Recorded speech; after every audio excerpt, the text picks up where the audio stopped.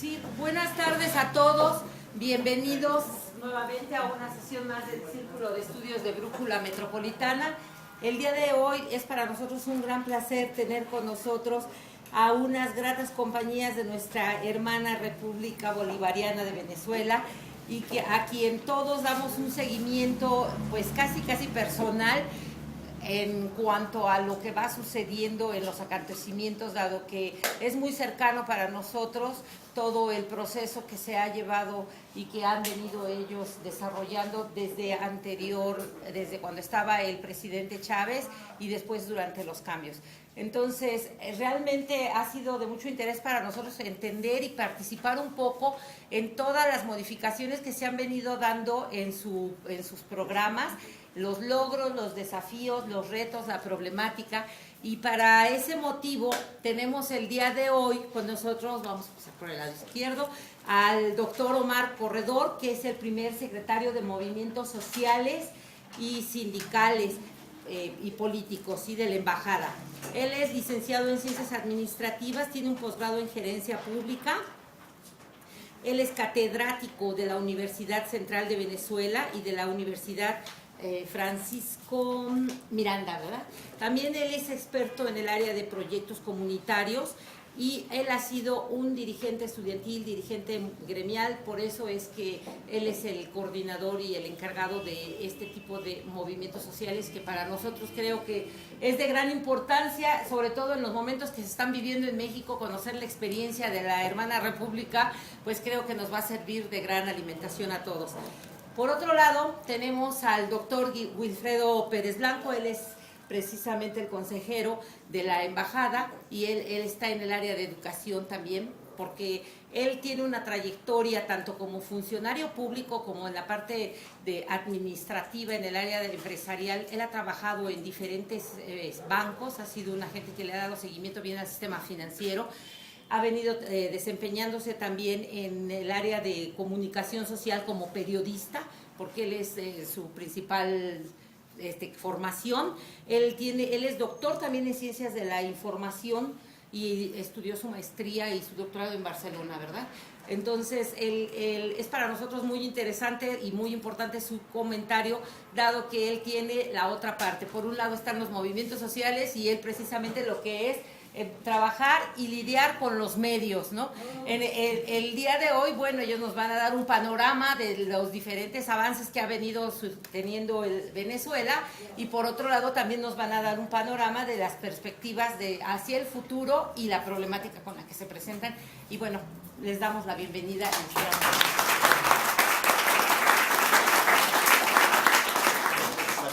Sí, por favor, para que te escuchen. Sí, bueno, sí. Bueno, en particular yo no puedo hacer programa, pero seguimos ejemplos. A ver, si yo hablo así, ¿me escuchan ahí atrás? Sí. Bien. Vale, entonces vamos a tratar de presidir el micrófono. Okay. Bueno, antes de iniciar, yo pertenezco a la Asamblea Nacional Popular, organización campesina de la Sierra del Sur, que siempre hemos caminado con los hermanos de Chinapa. Acabamos de salir de un seminario con la hermana República de Venezuela el fin de semana pasado, la primera jornada para conocer la ley del trabajo y el segundo encuentro nacional de organizaciones con los compañeros de Venezuela. Nosotros, ¿no se escucha ya? Sí se escucha. Cuidábamos mucho la relación precisamente para no comprometer a nadie de la embajada, mucho menos al señor embajador, en cuestiones internas del país. Sin embargo, recibimos la mejor sorpresa del mundo. En el mensaje que mandó el señor embajador, sus primeras palabras fueron para nuestros compañeros de Chinapa. Y sabemos que contamos con ustedes. Muchas gracias. Sí. Bueno, buenas noches a todas y a todos, compañeros. Muchas gracias por asistir a esta grata reunión esta noche y que hayan dispensado compartir un tiempo con nosotros y escuchar un poco más sobre la revolución bolivariana que adelantamos allá en Venezuela. A mí me toca hablarles de la política exterior de la revolución bolivariana. Yo voy a alcance y mi compañero Omar le va a hablar entonces un poco más a lo interno, hacia adentro de Venezuela, lo que han sido el desarrollo de las misiones sociales a lo largo de la revolución.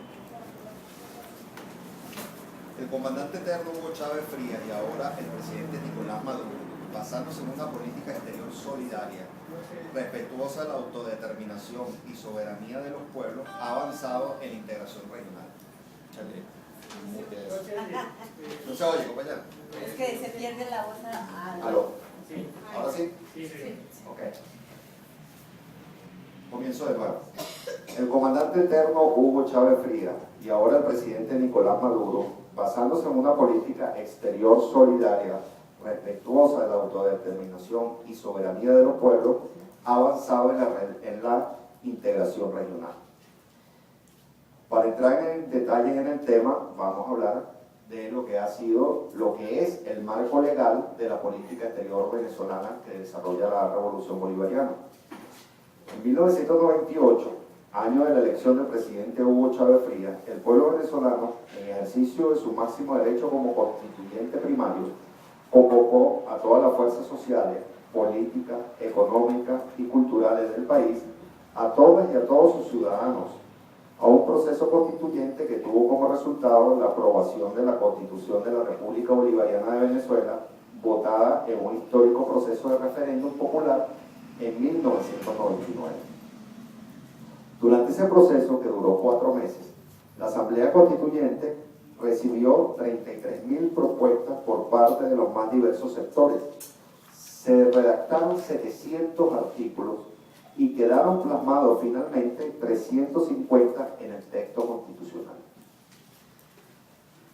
Allí, en ese nuevo texto, encontramos unos principios fundamentales, como son los derechos sociales, provisión de privatizar los sistemas de seguridad social, educación gratuita, obligatoria y de calidad, obligación del Estado de acabar con el latifundio y la propiedad irregular de la tierra.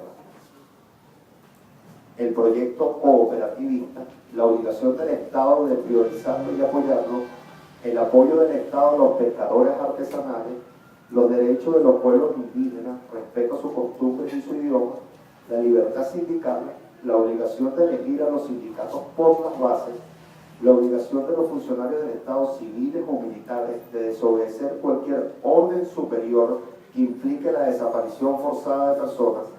No existe la llamada obediencia debida. Prevalencia de los derechos de los niños y las niñas ante los derechos de cualquier otro individuo o grupo humano, y el derecho a la libre información y a la información veraz. Estos son principios fundamentales de nuestra Constitución bolivariana. Entrando ya en el tema de las relaciones internacionales, encontramos que dentro de esa Constitución tenemos la diplomacia con los gobiernos y los pueblos. En el artículo 152, que dice lo siguiente: las relaciones internacionales de la República responden a los fines del Estado en función del ejercicio de la soberanía y de los intereses del pueblo. Ellas se rigen por los principios de independencia, igualdad entre los estados, libre determinación y no intervención en los asuntos internos, solución pacífica de los conflictos internacionales, cooperación, respeto a los derechos humanos y solidaridad entre los pueblos en la lucha por su emancipación y el bienestar de la humanidad. La República mantendrá la más firme y decidida defensa de estos principios y de la práctica democrática en todos los organismos e instituciones internacionales. Ahora, la política exterior de la República Bolivariana de Venezuela, a partir del año 99, se planteó un giro profundo en la orientación de su política exterior. De acuerdo a la vocación popular expresada en la nueva Constitución, la República orienta la ejecución de la política exterior con base en los siguientes principios: independencia, igualdad entre los estados, libre determinación, solución pacífica de los conflictos, cooperación, respeto a los derechos humanos y solidaridad entre los pueblos. ¿Ok? Entonces, tenemos que Venezuela se proyecta como un país líder en la construcción de un mundo pluripolar a través de un cambio radical en la direccionalidad de su política exterior. En 100 años pasamos de ser un país suministrador seguro y confiable de hidrocarburos hacia el norte a utilizar el petróleo como promotor activo de la cooperación sur-sur y la integración regional latinoamericana y caribeña.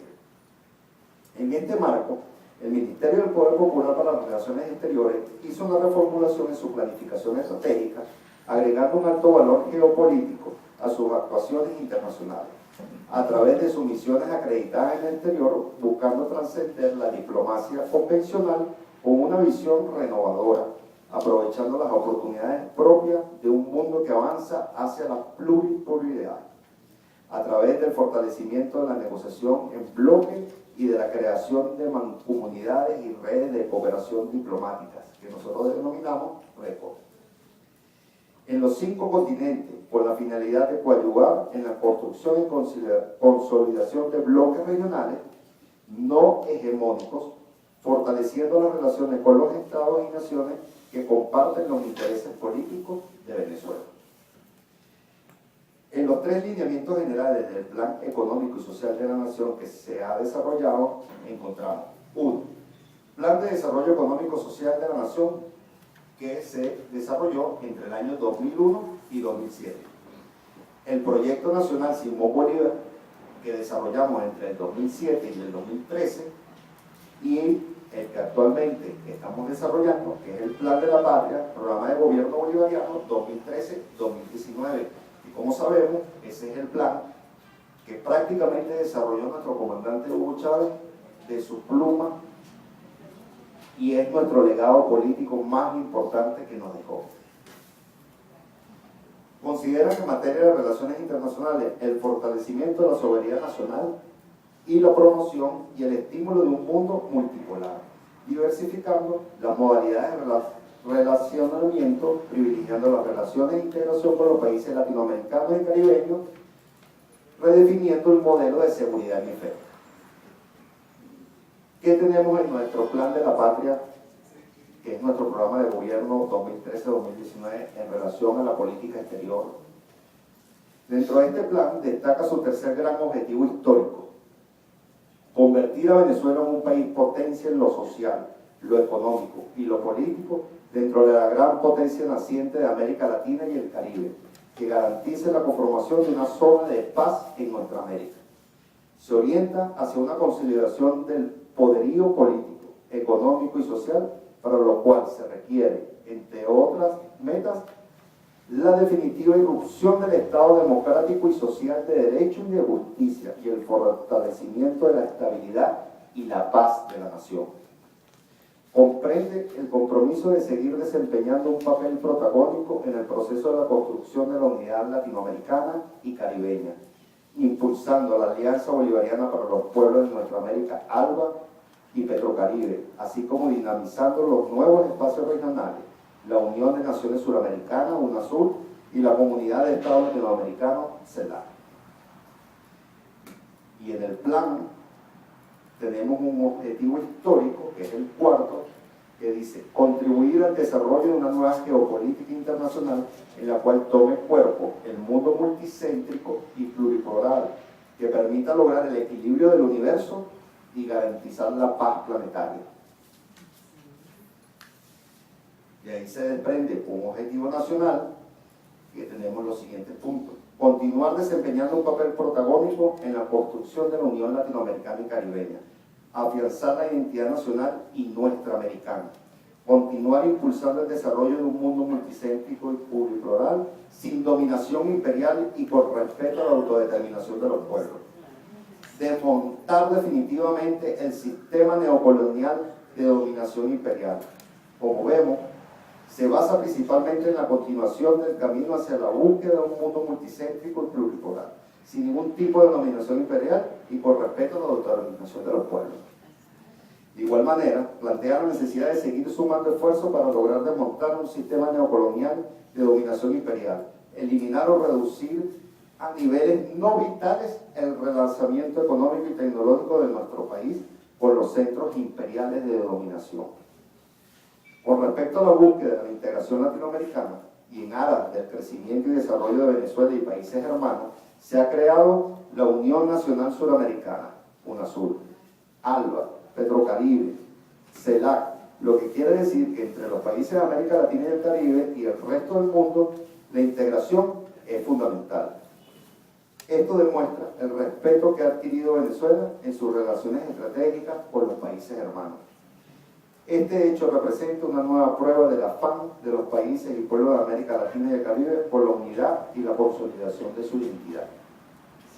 También la creación de estos mecanismos es parte importante del proceso de formación de un mundo multipolar y del fortalecimiento del papel relevante de las regiones en el sistema de gestión global. Veamos entonces principales logros con esta política puesta en blanco y negro, aprobada en la Asamblea Nacional como ley y que estamos poniendo en práctica. Hemos logrado los siguientes puntos. El conjunto de acciones que enarbora la política exterior del gobierno de la República Bolivariana de Venezuela se corresponde con una serie de principios éticos, humanistas y de soberanía.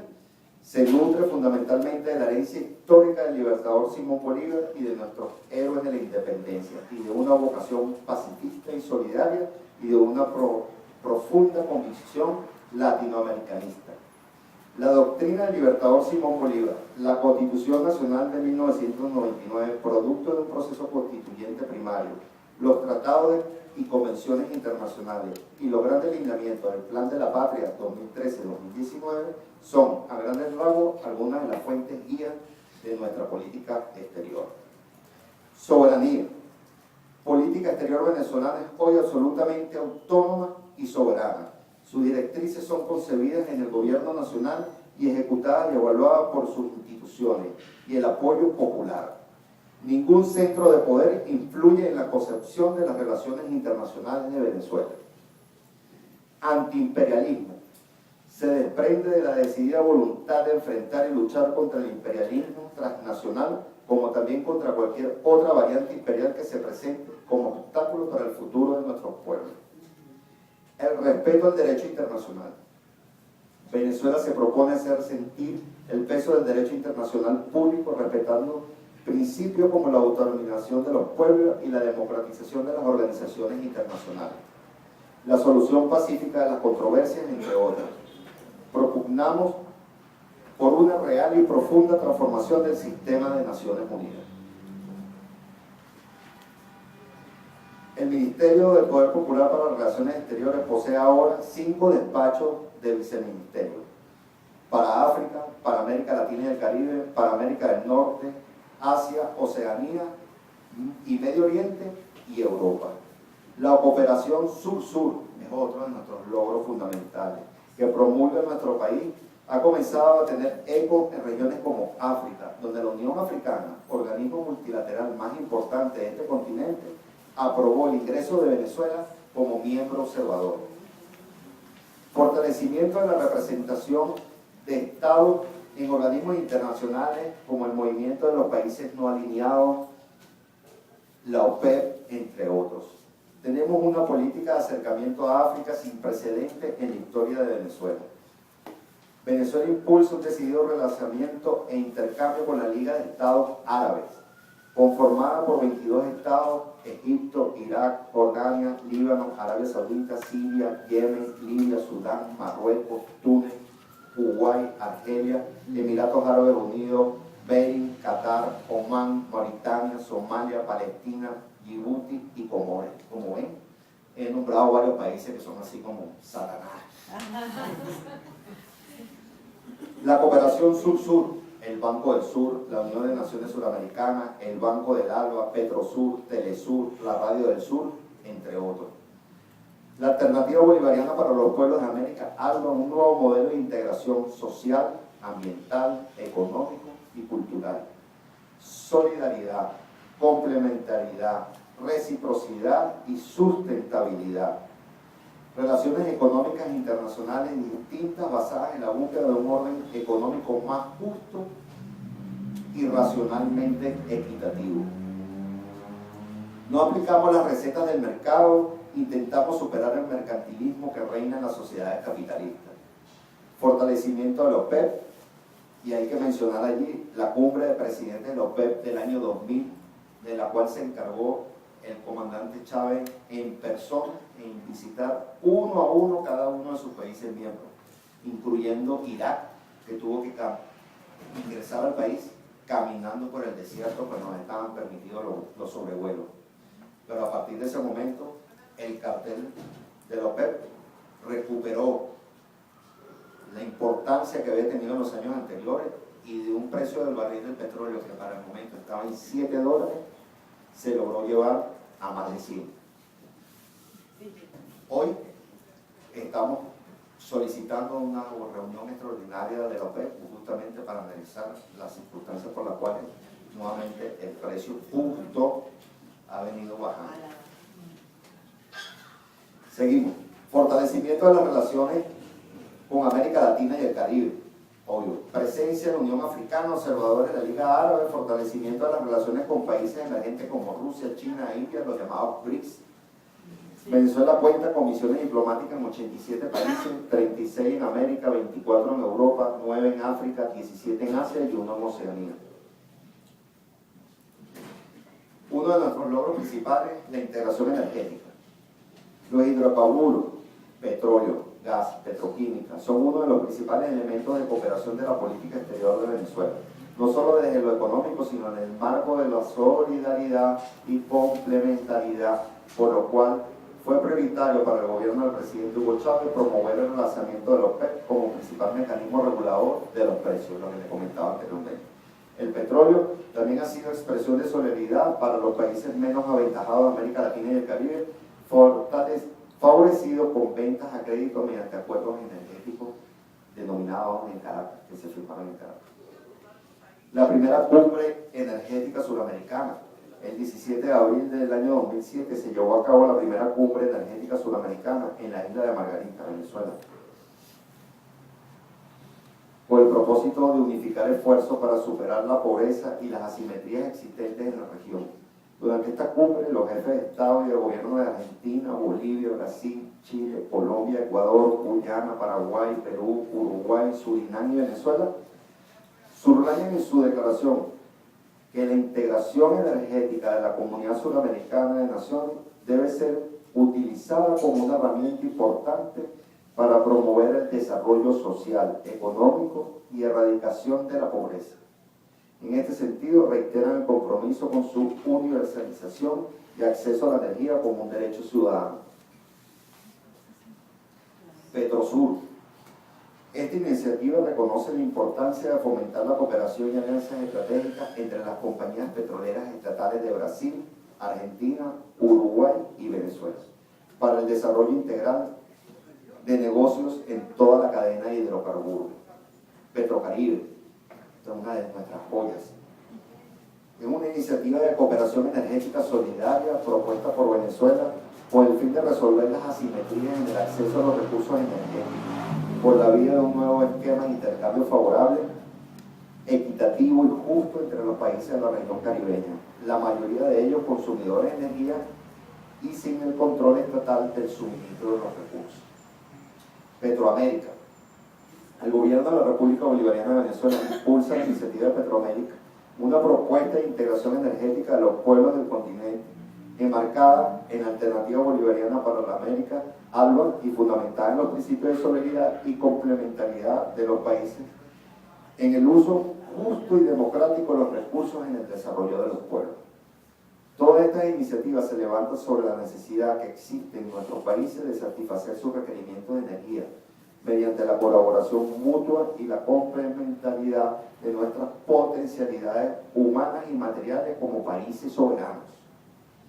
En este sentido, busca vencer los factores especulativos y geopolíticos que causan distorsiones en los mercados energéticos y que tienen un impacto debilitador en las economías de la región. Igualmente proponen el uso soberano de los recursos energéticos como motor de desarrollo endógeno e integración de los pueblos de América Latina y el Caribe para reducir las asimetrías económicas y sociales existentes entre nuestros pueblos. Les explico un poco. Aquí el detalle fundamental es la complementariedad, es decir, Venezuela tiene petróleo, tiene las reservas más grandes del mundo en una calculadas ya como para 200, 300 años.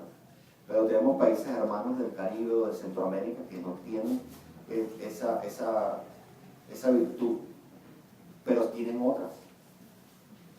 Producen ganado, producen granos, producen alimentos, en los cuales nosotros tenemos deficiencia. Entonces, la complementariedad es lo siguiente: tú necesitas petróleo, tómalo, yo necesito los granos, págame con granos, no necesito dólares o ninguna otra moneda, sino simplemente hacemos un intercambio, de eso se trata. Y los que lleven, o sea necesario tener un crédito, como le dije anteriormente, como en el caso de Petrocaribe, mucho más blando, se dan unos plazos para pagar mucho más cómodo, con el compromiso de esos gobiernos de que parte de lo que no se están ahorrando o de lo que no tienen que desembolsar en una transacción comercial normal, tienen que usarlo directamente para el desarrollo y la inversión social en su país. Eso es de esas cosas bonitas que tienen esta propuesta, ¿no? ALBA TCP, Alianza Bolivariana para los Pueblos de Norteamérica, Tratado de Comercio de los Pueblos. En el marco de la tercera cumbre de jefes de Estado y de Gobierno de la Asociación de Estados del Caribe, celebrada en la isla de Margarita el 11 y 12 de diciembre de 2001, el presidente Chávez comentó por primera vez su deseo de organizar a los pueblos de América para mover la economía y hacer tratados de comercio entre las naciones. Tal como lo citó el presidente Chávez, es imprescindible para nosotros lograr la unidad latinoamericana y caribeña, donde no podrá existir independencia en el país si no logramos la integración suramericana y del Caribe. La primera cumbre fue celebrada el 14 de diciembre de 2004 en La Habana, donde se firmó la declaración conjunta para la creación del ALBA y el acuerdo de su aplicación. Ahí nació esta plataforma de integración de los países de América Latina y el Caribe, que pone énfasis en la solidaridad y la complementariedad de la que les hablaba, la justicia y la cooperación, que tienen el propósito histórico fundamental de unir las capacidades y fortalezas de los países que la integran, en la perspectiva de producir las transformaciones estructurales y el sistema de relaciones necesarias para alcanzar el desarrollo integral requerido para la continuidad de nuestra existencia como naciones soberanas y justas. Es además una alianza política, económica y social en defensa de la independencia, la autodeterminación y la identidad de los pueblos que la integran. La integración es para los países de América Latina y el Caribe una condición imprescindible para aspirar al desarrollo en medio de la creciente formación de grandes bloques regionales que ocupan posiciones predominantes en la economía mundial. El principio cardinal que guía al ALBA es la solidaridad más amplia entre los pueblos de América Latina y el Caribe, que se sustenta en el pensamiento de Bolívar, Martí, Sucre, O'Higgins, San Martín, Hidalgo, Petión, Morazán, Sandino y otros tantos otros próceres, sin nacionalismos egoístas ni políticas nacionales restrictivas que nieguen el objetivo de construir una patria grande en América Latina, según lo soñaron los héroes de nuestras luchas emancipadoras. ¿Cuáles son sus principios rectores? El ALBA se sustenta en los principios de solidaridad, cooperación genuina, complementariedad entre nuestros países, en el aprovechamiento racional y en función del bienestar de nuestros pueblos, de sus recursos naturales, incluido su potencial energético, en la formación integral e intensiva del capital humano que requiere nuestro desarrollo y en la atención de las necesidades y aspiraciones de nuestros hombres y mujeres. Esto se desprende del documento político de la quinta cumbre del ALBA. Los países que actualmente integran el ALBA-TCP son Venezuela, Cuba, Bolivia, Nicaragua, Mancomunidad de Dominica, Antigua y Barbuda, Ecuador, San Vicente de las Granadinas, Santa Lucía y recientemente El Salvador. Okay. Veamos ahora la Comunidad Suramericana de Naciones, UNASUR. La Comunidad Suramericana de Naciones fue constituida el 8 de diciembre de 2004 en la ciudad peruana del Cusco por los países miembros del Mercosur, Argentina, Brasil, Paraguay y Uruguay, por los países miembros de la Comunidad Andina, Bolivia, Colombia, Ecuador, Perú y Venezuela, junto con Chile, Guyana y Surinam. En la declaración se establecen acciones en 1. Concertación y coordinación política y diplomática de la región. 2. Convergencia entre el Mercosur, la Comunidad Andina y Chile en una zona libre de comercio. Surinam y Guyana se podrán asociar a este proceso sin prejuicio de las obligaciones con el CARICOM. 3. Integración física, energética y de comunicaciones en América del Sur, impulsada por la Iniciativa de Integración Regional Sudamericana, IRSA. 4. Armonización de políticas de desarrollo rural y agroalimentario. 5. Transformación de tecnología y cooperación horizontal en todos los ámbitos de la ciencia, la educación y la cultura. Y 6. Creciente interacción entre las empresas y la sociedad civil. La Comunidad de Estados Latinoamericanos y Caribeños, CELAC. La Comunidad de Estados Latinoamericanos y Caribeños, CELAC, es una organización regional intergubernamental de América Latina y el Caribe sin la presencia de Estados Unidos y Canadá. Incluye a gobiernos de todas las visiones políticas del continente. La misma nació el 3 de diciembre de 2011 en Caracas con la presencia de presidentes y jefes de gobierno de 33 países latinoamericanos y caribeños. La CELAC surgió de la unión de dos importantes espacios de coordinación política: el Grupo de Río, integrado por solo las naciones latinoamericanas, y la Cumbre de América Latina y el Caribe sobre Integración y Desarrollo, CALC, conocida como la Cumbre de la Unidad. Su creación fue acordada en la Cumbre de la Unidad, la cual fue convocada por el Grupo de Río y la Conferencia de América Latina y el Caribe, CALC, como un espacio de concertación regional, la cual se llevó a cabo en la ciudad de Cancún, México, en febrero de 2010, con el propósito de profundizar la integración de políticas economía social y cultural de América Latina y el Caribe, y con dos imperativos fundamentales: el de la democracia y el desarrollo.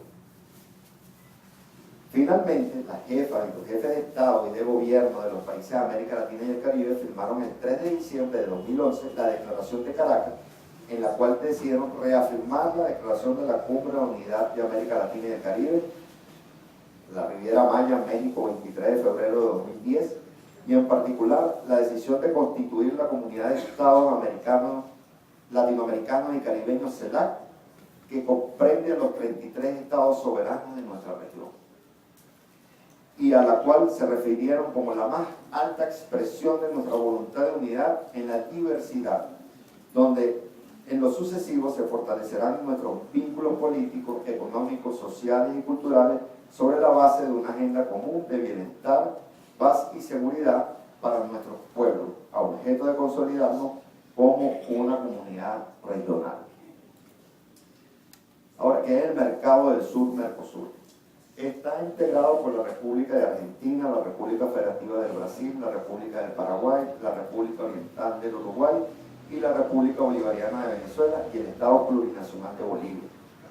Los estados partes que conforman el Mercosur comparten una comunión de valores que encuentran expresión en sus sociedades democráticas, pluralistas, defensoras de las libertades fundamentales, de los derechos humanos, de la protección del medio ambiente y del desarrollo sustentable, así como su compromiso con la consolidación de la democracia, la seguridad jurídica, el combate a la pobreza y el desarrollo económico y social con equidad. El Mercosur tiene como estados asociados a Chile, Colombia, Perú, Ecuador, Guyana y Surinam, y tiene como objetivo principal la libre circulación de bienes y servicios y factores productivos entre los países, a través, entre otros, de la eliminación de los derechos aduaneros y restricciones no arancelarias a la circulación de mercancías y de cualquier otra medida equivalente. El establecimiento de un arancel externo común y la adopción de una política comercial común con relación a terceros estados o agrupaciones de estados y la coordinación de posiciones en foros económicos, comerciales, regionales e internacionales. La coordinación de políticas macroeconómicas y sectoriales entre los estados partes, de comercio exterior, agrícola, industrial, fiscal, monetaria, cambiaria y de capitales. de servicios aduaneros, de transporte, comunicaciones y otros que se acuerden a fin de asegurar condiciones adecuadas a competencias entre los Estados partes. 4. El compromiso de los Estados partes de armonizar sus legislaciones en las áreas pertinentes para lograr el fortalecimiento del proceso de integración. Como vemos, esto es un mecanismo más comercial, ¿verdad?, que se va a complementar con los mecanismos como el ALBA o la CELAC, que son más políticos. Venezuela asumió la presidencia pro tempore del Mercado Común del Sur con el propósito de consolidar la unidad de los países latinoamericanos y fomentar su desarrollo a través de la asociación estratégica del bloque con otros organismos multilaterales como la Comunidad del Caribe, CARICOM, Petrocaribe y el BRICS. Finalmente, podemos decir que de acuerdo al mandato de nuestro libertador Simón Bolívar, la política exterior de la Revolución Bolivariana debe extender todos sus esfuerzos para obtener un sistema de garantía que en un momento de paz y guerra sea el escudo de nuestro nuevo rumbo, donde el entorno internacional garantice la independencia de nuestra patria, con el único fin de lograr el pleno despliegue de un proyecto nacional soberano, inspirada en la visión de armonía del origen de nuestros pueblos indígenas originarios y en la concepción bolivariana acerca de la acción política internacional. Debe tender a conformar el equilibrio del universo. Por lo tanto, la política exterior de la Venezuela bolivariana impulsará la conformación de un mundo pluripolar que tenga como único propósito la preservación de una paz fundamentada en el respeto y la soberanía de todos los pueblos. Dicho mundo pluripolar estará conformado por una multiplicidad de polos de fuerza y agrupaciones de países para que exista un equilibrio, una democracia y una igualdad más universal en el mundo, lo que significa que el gobierno bolivariano y socialista continuará avanzando en esta tarea y responsabilidad para lograr la garantía de la paz en Venezuela y en el mundo. No puedo terminar sin mencionar el reciente ingreso de Venezuela como miembro no permanente del Consejo de Seguridad de las Naciones Unidas, que digamos sería uno de los últimos logros. El 16 de octubre de este año, Venezuela recibió la aprobación de la Asamblea General de las Naciones Unidas para formar parte como miembro no permanente del Consejo de Seguridad de la ONU durante 2 años, a partir del 1 de enero del 2015 hasta el 2016, con 181 votos a favor de los 182 países presentes, es decir, el 99.4%, un hecho que denota el amplio apoyo regional y un reconocimiento mundial al liderazgo de nuestra nación. Es la primera vez que nuestro país va a ocupar de manera simultánea un puesto en el Consejo de Seguridad de la ONU y la presidencia del Movimiento de Países No Alineados en el año 2015. No tendrá poder de veto, sin embargo, participará en la toma de decisiones. Venezuela ya ha formado parte del Consejo de Seguridad en 4 periodos distintos de su creación. El primero entre los años 1962-1963, 1977-1978, 1986 y 1987, y el último en 1992 y 1993. La entrada en nuestro país se venía trabajando desde hace años.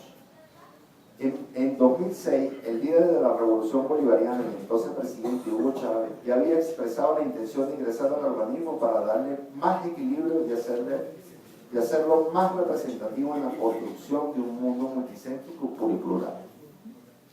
Venezuela ha mantenido una actitud en favor de la paz, la solución política de los problemas mundiales, la unión e integración de los pueblos en el mundo, así como un férreo compromiso con la protección del medio ambiente. En palabras del canciller Rafael Ramírez, la victoria alcanzada en la ONU está dedicada a Chávez, quien fue un gran constructor de esta posibilidad, y a Maduro, quien estuvo durante todos estos años junto a Chávez en la Cancillería de la República y lo acompañó en todas las batallas para colocar a Venezuela como está, en uno de los sitiales más importantes de la política exterior mundial. Muchas gracias.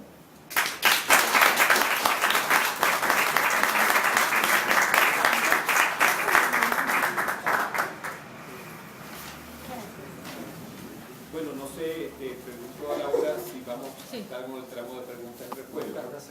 Yo creo que, ¿por qué no ustedes hacen, y al final, y después hacemos las preguntas para que ustedes también puedan... Yo voy a intentar prescindir el micrófono a ver si puedo, ¿de acuerdo? Pero acuérdate que atrás, como hace a veces ruido, no Voy importa. a nombre del embajador José García Hernández y el nombre del doctor Pérez Bianco y el nombre propio de Marco Corredor. Quiero agradecer esta nueva invitación. De verdad nos complace estar con ustedes y estar en tierra mexicana, este glorioso pueblo, este pueblo que es parte de la esperanza de nuestro continente y que está desarrollando internamente cada una de las expectativas que quiera desarrollar. Pues nosotros somos respetuosos del proceso interno mexicano y pertenecemos a ese contingente de naciones que estamos atentos a todo lo que ocurre acá. Hoy vine a hablarles de los logros de la revolución.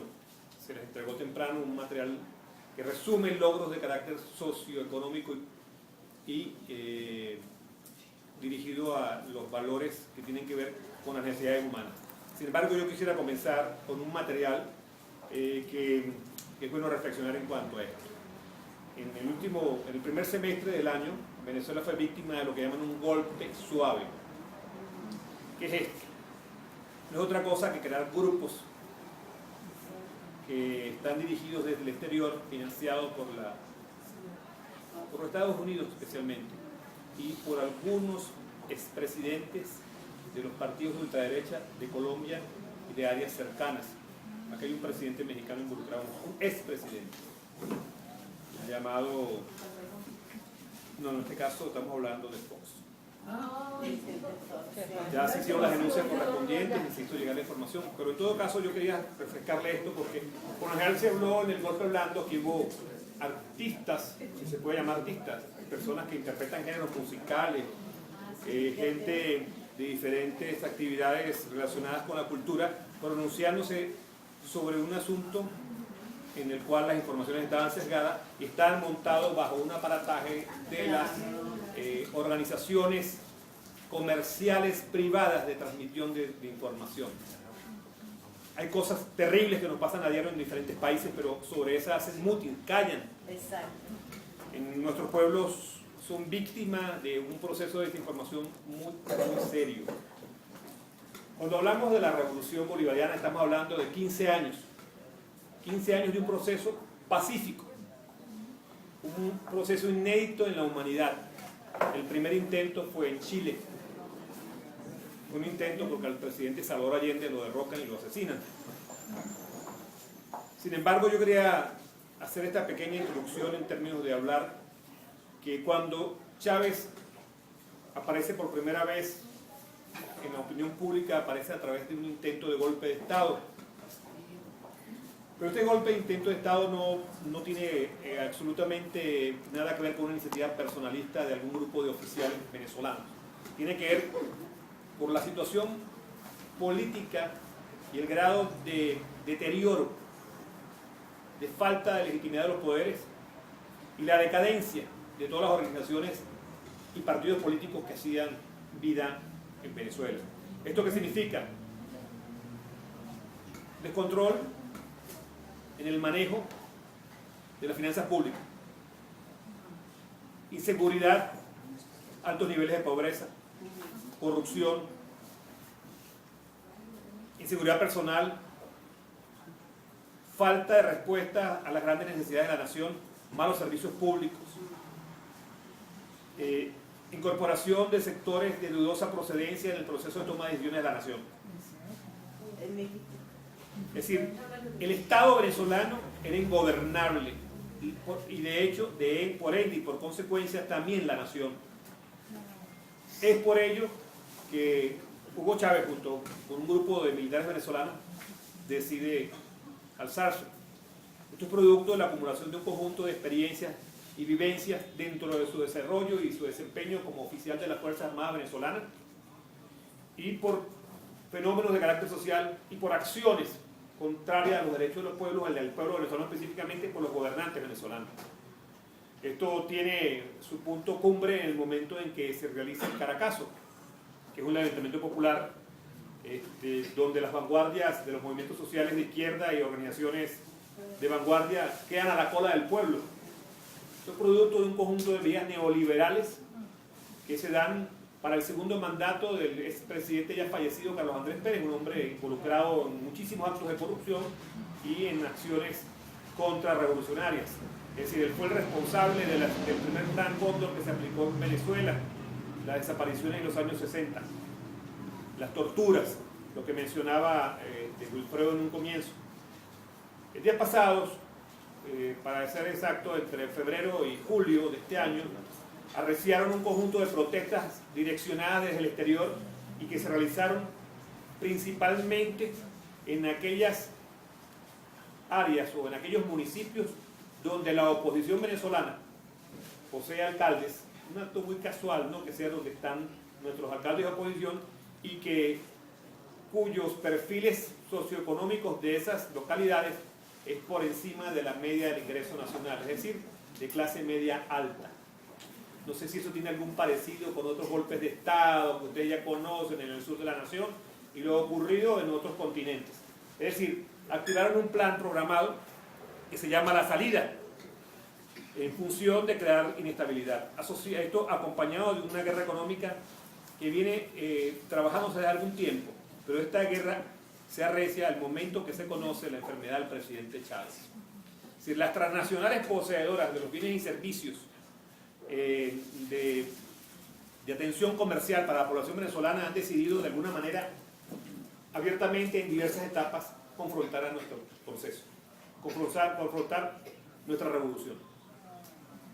Hemos pasado por intentos de golpes de Estado, y por estas llamadas guarimbas que no son otra cosa que focos de violencia para crear situación de zozobra, es decir, para intentar que entre los venezolanos haya un patricidio.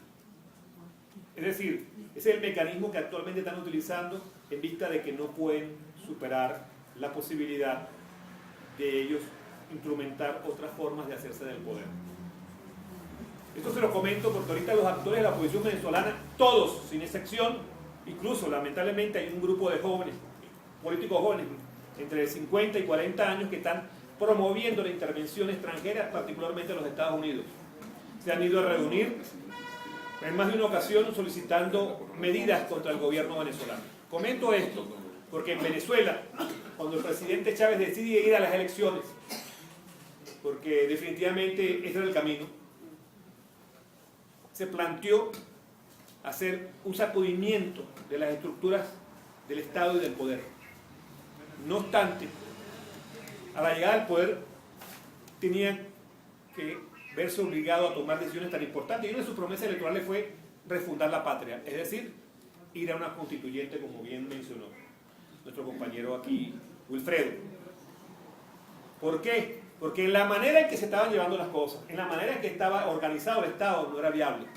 No obstante, pese a una gran consulta de más de 33.000 proposiciones que se revisaron y se discutieron, esta es la primera constitución en el mundo que es discutida públicamente y que va a un referéndum aprobatorio. Es decir, no fue una imposición ni fue discutida con los cenáculos ocultos de las fuentes del poder para decidir cómo se va a realizar el esquema que va a determinar las relaciones políticas entre los venezolanos. Aquí había unos cambios muy importantes, que son importantes. Darle la paridad, son logros previos a todo esto que está pasando. En principio, darle la paridad a nuestras compañeras, a nuestras madres, esposas, hermanas, hijas, que tengan la igualdad constitucionalmente, que no sea un discurso de una institución del Estado, que esté incorporada realmente a los planes de gobierno, que esté incorporada a la toma de decisiones. Eso es un logro de carácter político. También en esta Constitución se incorporan los derechos de los pueblos originarios, de los pueblos indígenas, y se le da participación directa, sin intermediarios, para que elijan a sus representantes ante los órganos legislativos nacionales y regionales. O sea, eso no había ocurrido en otro país, sino en Venezuela. Luego, por supuesto, hay ejemplos muy bonitos y muy importantes como el de Bolivia, con Evo, posteriormente él lo hace. Aquí también incorporamos a nuestras raíces, porque por lo general se habla de nuestros pueblos y se habla de quienes los conformamos como si fuéramos todos los que aparecemos en un comercial de compotas o de alimentos para niños, que todos somos catritos de ojos azules. Eso no es verdad. Se incorpora a la Constitución venezolana los derechos de los pueblos afrodescendientes, porque en Venezuela hubo esclavitud traída de África, y ellos, junto con nosotros, los que somos también, porque también ahorita en este momento no podría yo separarme de nuestras raíces afrodescendientes, somos una mistura, una composición, una fusión de varias razas. Eso nos permite ser lo que alguna persona llamó la raza cósmica, porque somos la fusión de todos los más importantes movimientos sociales, políticos y económicos de lo que se llamó la modernidad reciente. Entonces, muy bien un antropólogo podría explicar este fenómeno, pero lo que queremos señalar es que muchas veces uno iba a una reunión social y por más fresita que fueran los invitados o las personas que organizaban la reunión, ponían un toque de tambor. En Venezuela, cuando ya las fiestas se ponen muy buenas y la gente ya está con los tragos, coloca un toque de tambor. Y sea de la clase social que sea. Eso se hacía, pero no se reconocía. No formaba parte de nuestro patrimonio cultural. Y eso se incorporó a la Constitución. Se incorporó en los programas de educación. O sea, ha habido logros de carácter político muy importantes. ¿Esto qué significa? De que los logros no son tan solo de carácter económico. Hay un principio que yo quiero señalar, porque comencé hablando de la jornada de violencia agresiva que nos tiraron en el golpe blando del primer semestre del año, que es el derecho a la rebelión. Lo que comentaba aquí mi compañero. Es decir, cualquier oficial de cualquier órgano, incluso los funcionarios públicos, frente a una orden contraria a los derechos humanos, contraria a la Constitución, puede negarse. Es decir, no vas a hacer ninguna acción, así sea administrativa, si está en contra de los principios constitucionales. O sea, el derecho a la rebelión prevé que cuando el curso de la orientación política del Estado se cambia, tú puedes rebelarte. Porque tiene que pasar por el proceso de consulta, por el proceso del camino constitucional. O sea, en el caso que fue electoral, tiene que ser electoral. Y hay un punto muy importante. En Venezuela se incorpora el referendo revocatorio o confirmatorio según sea el caso. Y a Chávez ya se lo aplicaron en su oportunidad. Es decir, si un gobernante de cualquier segmento del poder venezolano lo hiciese mal, a mitad, no tienes por qué soportar todo el trayecto de gestión, a la mitad las fuerzas opositoras al gobernante pueden solicitar un referéndum que si lo pierde es revocatorio, pero si lo que lo ganas es reafirmatorio. Hay esa herramienta. ¿Por qué ellos no van a esa herramienta? ¿Por qué lanzan esa violencia? Pregunto yo. ¿Cuál es la intención? No se trata pues de elementos orquestados desde el exterior. Cuando comentamos esto, quiero decirles que así es un mecanismo muy sencillo. Y digo sencillo en cuanto que lo más exigido es que las personas que firmen este referéndum sean ciudadanos de carne y hueso. Es decir, no sean firmas, nosotros pudimos detectar las llamadas firmas planas, que usurpaban decisiones de las personas y llenaban eso en falso. Quien se encargó de eso es una señora que se llama María Machado. Ella viene haciendo trampas desde hace algún tiempo y montándose en gestionar acciones contra el gobierno legítimo de Venezuela.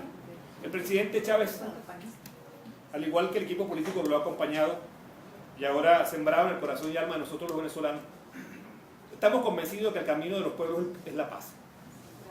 Nosotros estamos intentando transmitir esto permanentemente.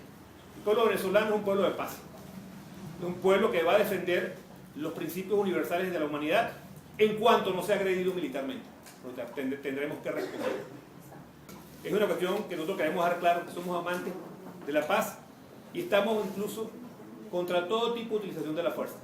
No obstante, cuando se trata de proteger a los ciudadanos que no están involucrados en hechos violentos y que estas acciones están fuera del marco legal, y cuando hablamos del marco legal, en Venezuela solicitar un permiso de tránsito por una vía para realizar una protesta no depende del gobierno central, en este caso sería el gobierno federal, depende de la autoridad local y de los consejos comunales, de los consejos de vecinos y la autoridad local que esté determinada para cada región.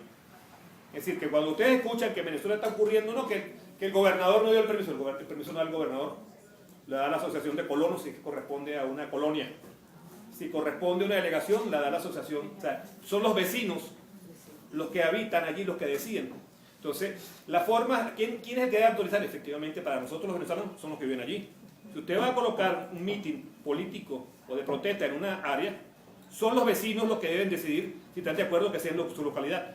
No el alguacil o el policía, no, ni tampoco el alcalde, lo decía la comunidad. Y el alcalde está obligado a cuidar a los que están protestando y a cuidar a los bienes de la comunidad. Motivo por el cual en Venezuela hubo que meter 2 alcaldes presos, destituirlos del cargo, porque estaban fomentando las acciones de disturbios en sus comunidades. O sea, cuando la responsabilidad constitucional de ellos es proteger a las personas y a los bienes, sean públicos o privados. Estas acciones llegaron a agredir a personas y a asesinar inocentes. Colocaron guayas que decapitaron a personas que transitaban en motos en horas nocturnas. Asesinaron a personas inocentes, incluyendo guardias nacionales, policías nacionales y oficiales de la Guardia Nacional, a balazos. Estamos hablando de 22 personas de 43. Si la agresión fuese del Estado venezolano, no hubiesen policías muertos. O sea, era una acción dirigida a provocar en los policías reacción reatelativa, cuestión que no lograron porque nuestros cuerpos policiales, específicamente la Policía Nacional Bolivariana, no está para asesinar a nadie. Ese es el nuevo concepto de policía que tenemos, que es un policía que persuade, un policía que no lleva armas, un policía que solo protege a la persona y cuya función fundamental es garantizar la negociación. Hay suficientes documentos visuales de la cantidad de agresiones. Por supuesto, no podemos negar que hubo funcionarios que tuvieron abusos y excesos, los cuales están siendo procesados todos, sin excepción, aquellos que fueron encontrados con evidencia de todo tipo, sea fílmica o no fílmica, de cometer excesos. Y eso se está haciendo en Venezuela. Y aquellas personas que hayan tenido participación en daño patrimonial, daño personal hacia terceros, dentro de esas manifestaciones violentas, también van a ser procesados. Es bueno aclararles que nunca pasó del 10% la cantidad de estudiantes que pueden haber sido detenidos o que hayan participado en acciones violentas. Es decir, se quiso hacer una matriz que eran estudiantes que estaban siendo agredidos por un gobierno represivo. No fue así, ahí están las cifras, al punto que uno de estos muchachos que está denunciando recientemente, ustedes van a recibir de parte de nosotros un material reciente, un personaje, un joven cuya formación por desgracia está dentro de los patrones del terrorismo y el fascismo. Un muchacho no mayor de 25 años que estaba en coordinación con algunos políticos venezolanos y específicamente en Colombia con el expresidente Álvaro Uribe Vélez, donde está planteando asesinar a 20 dirigentes. Es decir, nosotros en este año hemos sufrido 2 grandes bajas. Hemos sufrido la pérdida de Eliezer Otaiza, asesinado de modo muy sospechoso, en que también está en investigación, y el asesinato ahorita recién el 1 de octubre de nuestro camarada Robert Serra. Es decir, han aplicado una política no tan solo de destrucción y de terror hacia la población, sino de aniquilación hacia nuestros dirigentes. Es decir, comento esto porque es bueno entender que el proceso venezolano ha pasado por 15 años de las batallas cotidianas y las batallas extraordinarias de la injerencia internacional y de los atentados contra personas, cosas y habitantes. Es decir, hemos recibido ataques a la industria petrolera, no tan solo en el centro del comercio internacional, sino han hecho saboteos en la refinería, nos han saboteado en el servicio de suministro de electricidad y cantidad de acciones de tipo terrorista dirigidas a que haya inestabilidad. Pese a eso, tenemos logros significativos en materia económica, en materia social, en materia de salud, en materia de educación. Es decir, no han podido parar el proceso. Yo estoy esperando que mucha gente se pronuncie en cuanto a la situación de derechos humanos en Donetsk, ahí en Ucrania, que se pronuncie con lo que está pasando en Siria, que asesinan niños todos los días, con lo que está pasando todos los días y ocurre hace varios años con Palestina. ¿Dónde están esos artistas?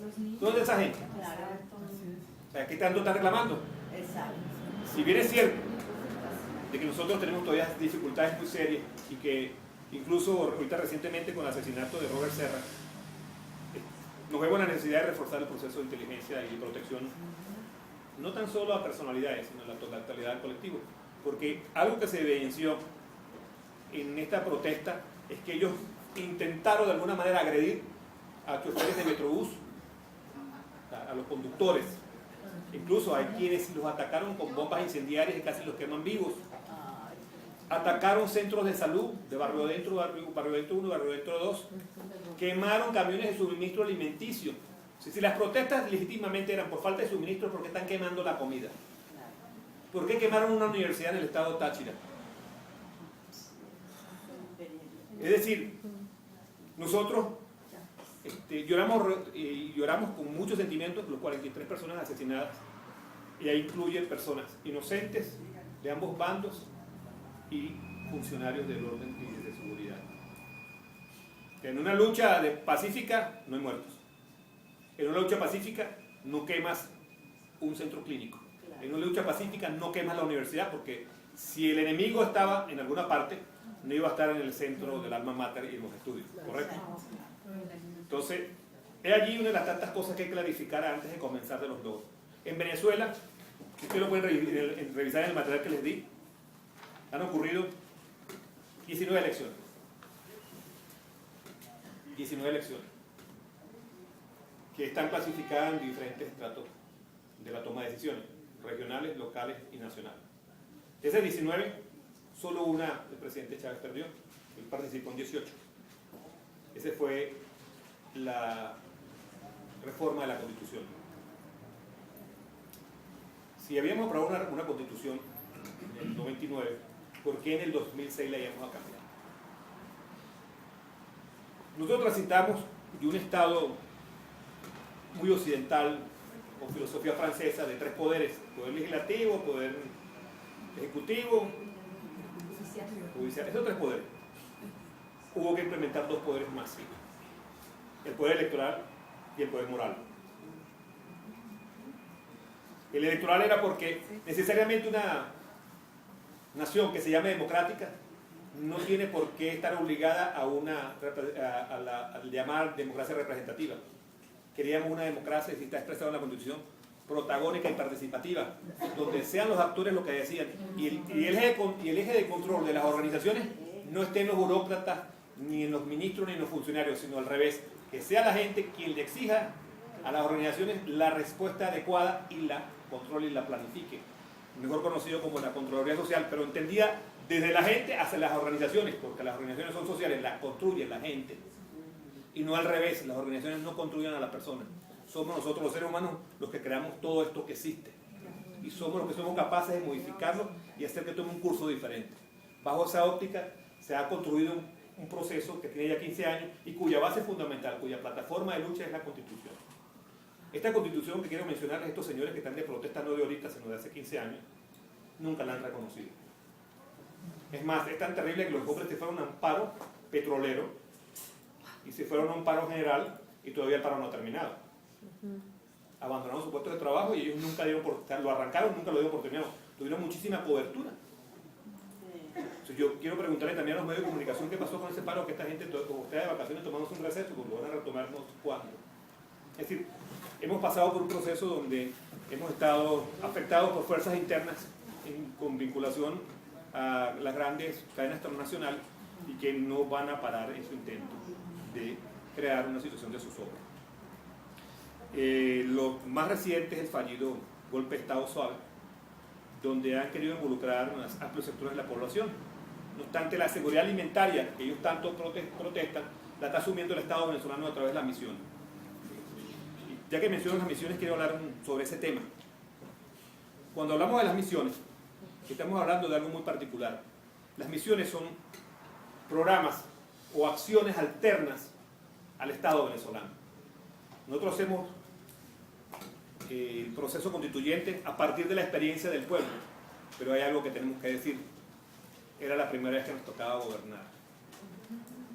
Y cuando nos encontramos con ese Estado que está allí, porque aquí no hubo ninguna cantidad de despidos, ni gente lanzada a la calle, el presidente Chávez nunca, absolutamente nunca, practicó, quítate tú para ponerme yo. O sea, las personas que ingresaron antes de Chávez al proceso de trabajo en las organizaciones del Estado, si no están jubiladas ya, están por jubilarse. Se les mantuvo la estabilidad laboral y el reconocimiento, lo cual no significó que hubiesen subsanado sus debilidades burocráticas o sus actos de corrupción. Es decir, no hubo una epidemia que acabara con los males o con las personas con vicios o con actitudes contrarias al buen desenvolvimiento de la gestión pública. Sobre lo que teníamos trabajamos, y ese es uno de los mayores éxitos, avanzar a donde queremos con lo que tenemos. En el único sitio donde hubo desincorporaciones, porque se fueron a la huelga y abandonaron su puesto de trabajo y destruyeron sus centros de trabajo, estamos hablando de Petróleos de Venezuela, PDVSA. Mucha de esa gente está aquí en México, por cierto, huyéndole a los cargos de sanciones administrativas y judiciales por los daños de más de 20.000 millones de dólares a la industria petrolera. Están aquí trabajando para esas mismas transnacionales que promovieron ese paro. Porque algo es bien cierto y es bueno que ustedes lo sepan. Como les comentó anteriormente Wilfredo, nosotros tenemos las reservas más grandes del mundo, pero usted dirá, pero hay gente que sí, yo escuché por allí que tenemos y no tenemos. No. La diferencia entre nosotros y otros países es que las de nosotros no están certificadas. O sea, sabemos cuánto tenemos. Están certificadas por todas las instituciones de certificación del mundo. Y eso es muy atractivo para el que quiere dinero fácil. Es muy atractivo porque nos encontramos en el ombligo del continente. Tenemos ahí el canal de Panamá, tenemos al frente lo que llaman el charco para pasar para Europa y tenemos toda esta región para dotarla de combustible por unas cuantas centenas de años. Estamos hablando de que el petróleo venezolano es fácil de extracción, cuyos costos son realmente manejables, al punto que teníamos el barril a 6.90 cuando llegó Chávez al poder. Estaban regalando nuestras riquezas y llegaron a la desfachatez de que grandes reservas de petróleo, para ellos trampear más todavía el precio, la llamaban bitumen. Bitumen es un subproducto de menor calidad y cuyo proceso de depuración es sumamente oneroso. Entonces, dentro de esa estrategia de despojo estaba eso, y eso no se habla. Cuando Chávez llegó al poder, usted tenía una tarjeta de crédito y para pagar la deuda que generaba, duraba toda una vida, porque llamaban los llamados créditos indexados, para comprar vivienda era lo mismo. Esos son logros que no están reflejados constitucionalmente, pero son tareas que se empeñó el presidente Chávez a sacar adelante. La clase media venezolana ha sido favorecida, esta clase media que en algún momento está muy alienada por los medios de comunicación, ha sido favorecida con planes extraordinarios. ¿Cuáles son esos planes extraordinarios? Antes de hablar de los planes de carácter general. Primero, regularizar el funcionamiento de los bancos.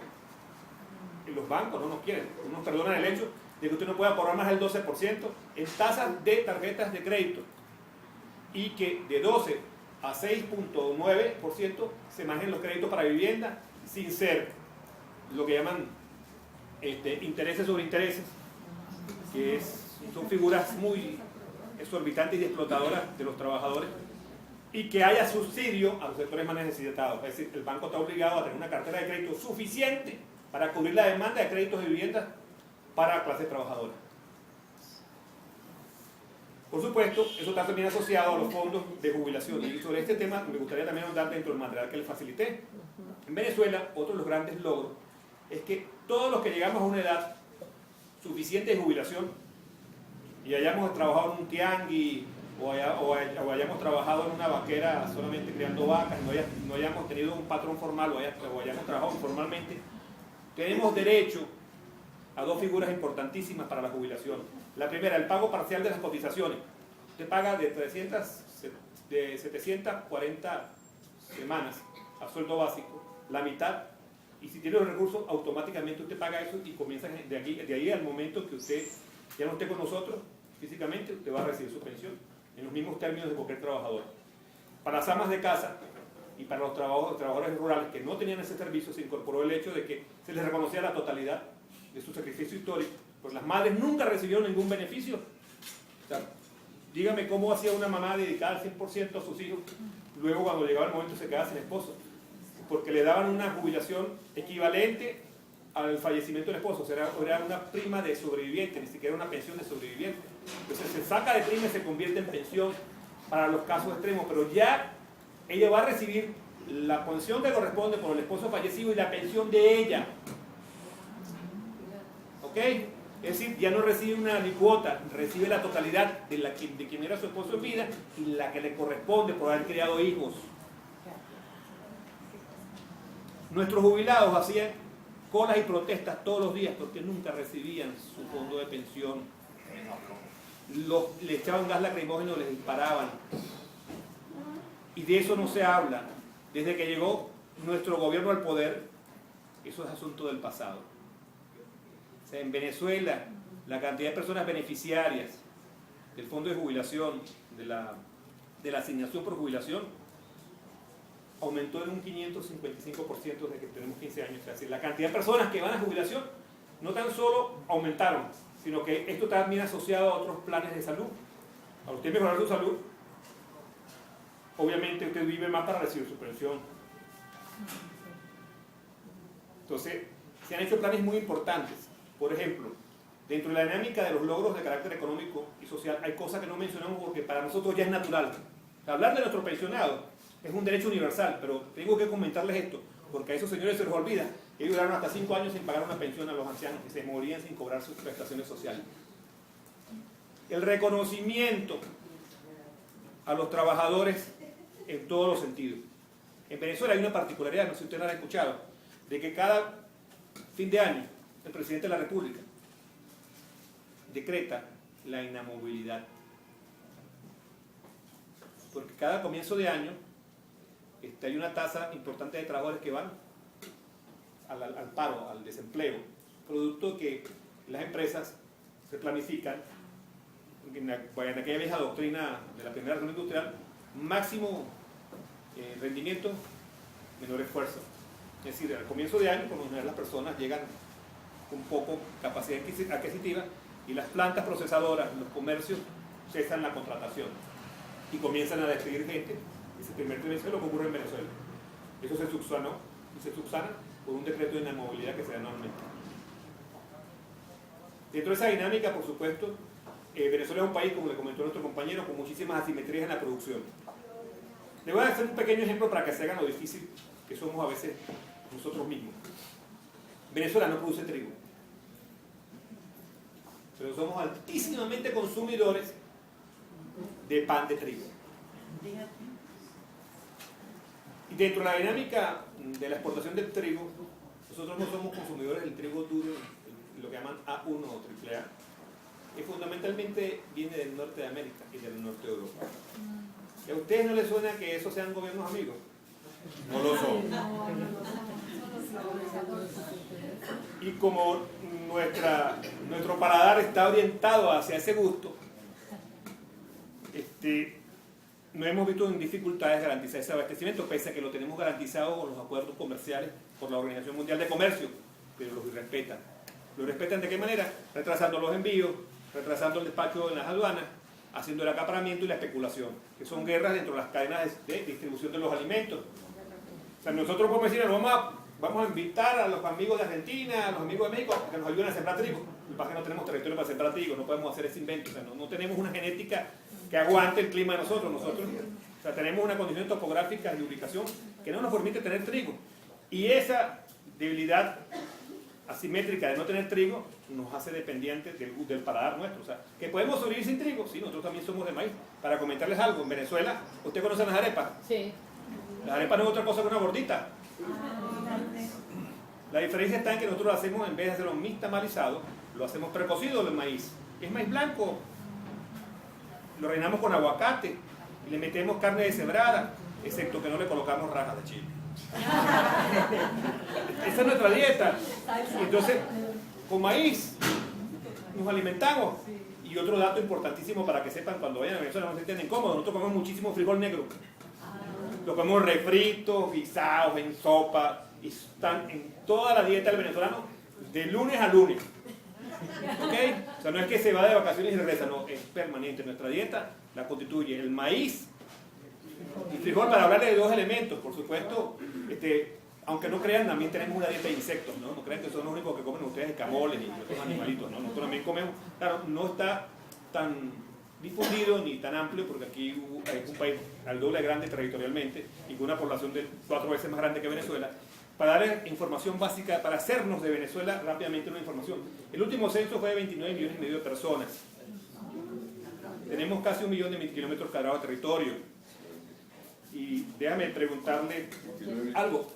Se lo voy a comentar para darle una idea. Venezuela tiene frontera con Brasil, con Guyana, con Colombia,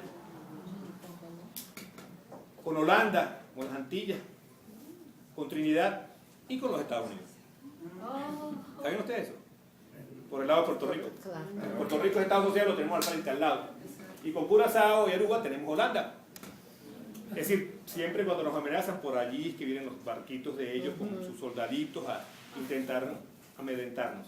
Cuando el golpe de Estado incluso llevaron un avión hasta una de las islas nuestras para intentar secuestrar al presidente Chávez, como lo hicieron con el presidente de Haití, ¿se acuerdan? Sí.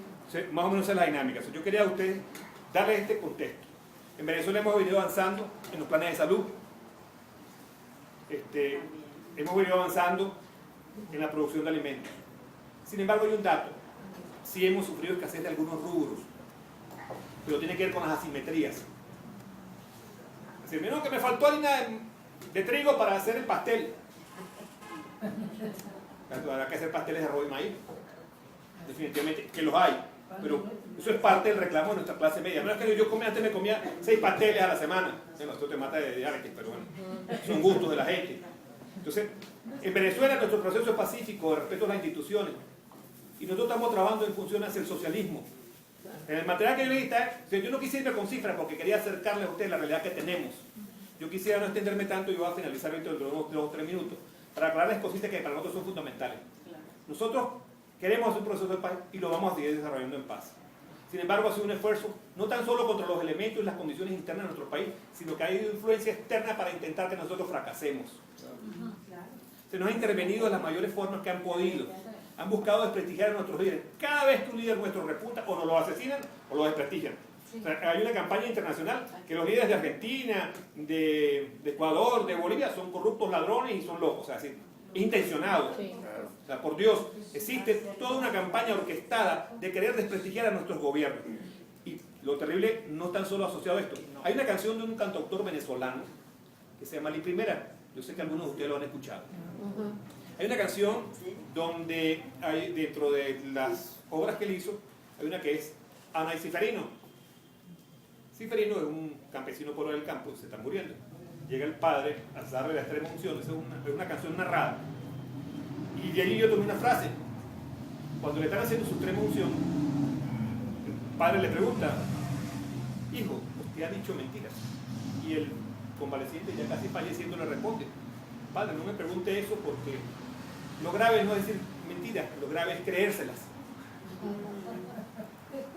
Esa es parte de nuestra realidad y es parte del combate ideológico que tenemos que sostener. Porque algo que es importantísimo, y nos lo dijo el presidente Chávez, montarnos en la batalla de las ideas. Esa es nuestra única batalla fundamental. Es la batalla que nos va a permitir transformar nuestra sociedad. Ahorita recientemente, el domingo, ganó Dilma.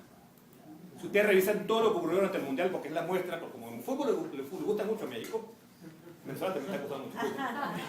Ahí voy a observar la cantidad de movimientos, porque incluso es terrible comentar, lo digo con todo el dolor, movimientos importantes de izquierda mexicana, brasileños se prestaron a una gran confusión de ubicar al enemigo internamente y no afuera.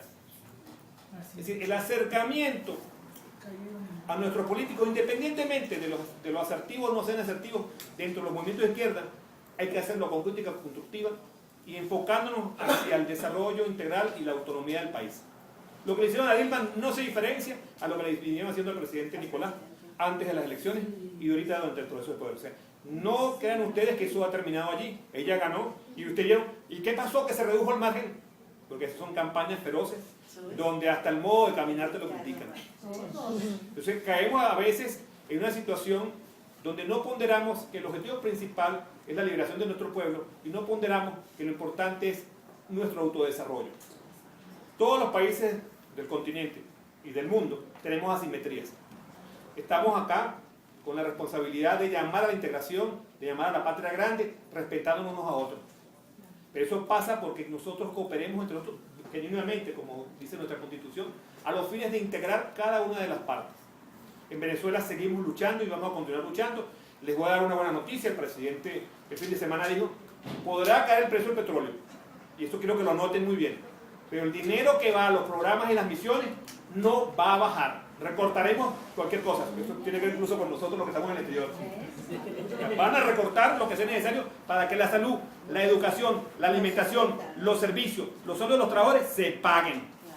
Y no va a haber ningún tipo de política dirigida a restringir los programas sociales. Eso está muy claro. Vamos a ser víctimas de un ataque feroz pero los amplios sectores populares que carecen de los derechos los van a recibir. Y en esto el presidente está convocado a dar su alma y cuerpo. Ese es el juramento que hizo frente al presidente Chávez, y ese fue el juramento que hizo frente a los venezolanos. O sea, es el único presidente de estos países que ha dicho que no vamos a restringir ni vamos a bajar el gasto social. Vamos a recortar incluso el consumo de papel, todo lo que sea necesario. Pero no vamos a descuidar lo que tiene que ver con lo que es la estabilidad emocional, social y económica del pueblo. Quería transmitirles eso y esta información. Gustosamente nosotros dejamos un disco de esos de computadora para que toda esta información que está acá la reciban, porque es mucho más grande, donde están los logros en 13 años y de información hasta ahorita, hasta el mes de septiembre, de la cantidad de cosas. Yo estoy muy agradecido, de verdad, muy emocionado de estar aquí nuevamente, con todo el cariño que me han recibido, y de verdad yo les ratifico ese afecto. Muchísimas gracias, muy amable.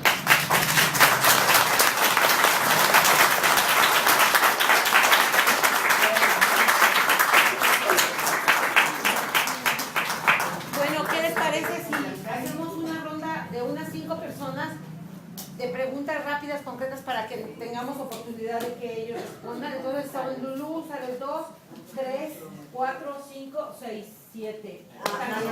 Está bien, 10, 8, 9 y me falta uno y trabajo 10. Don Manuelito, usted es el primero. Que un país hermano como Venezuela va victorioso y va obteniendo más victorias en el proceso revolucionario. Y agradezco a ustedes la exposición tan clara, tan realista que nos han hecho.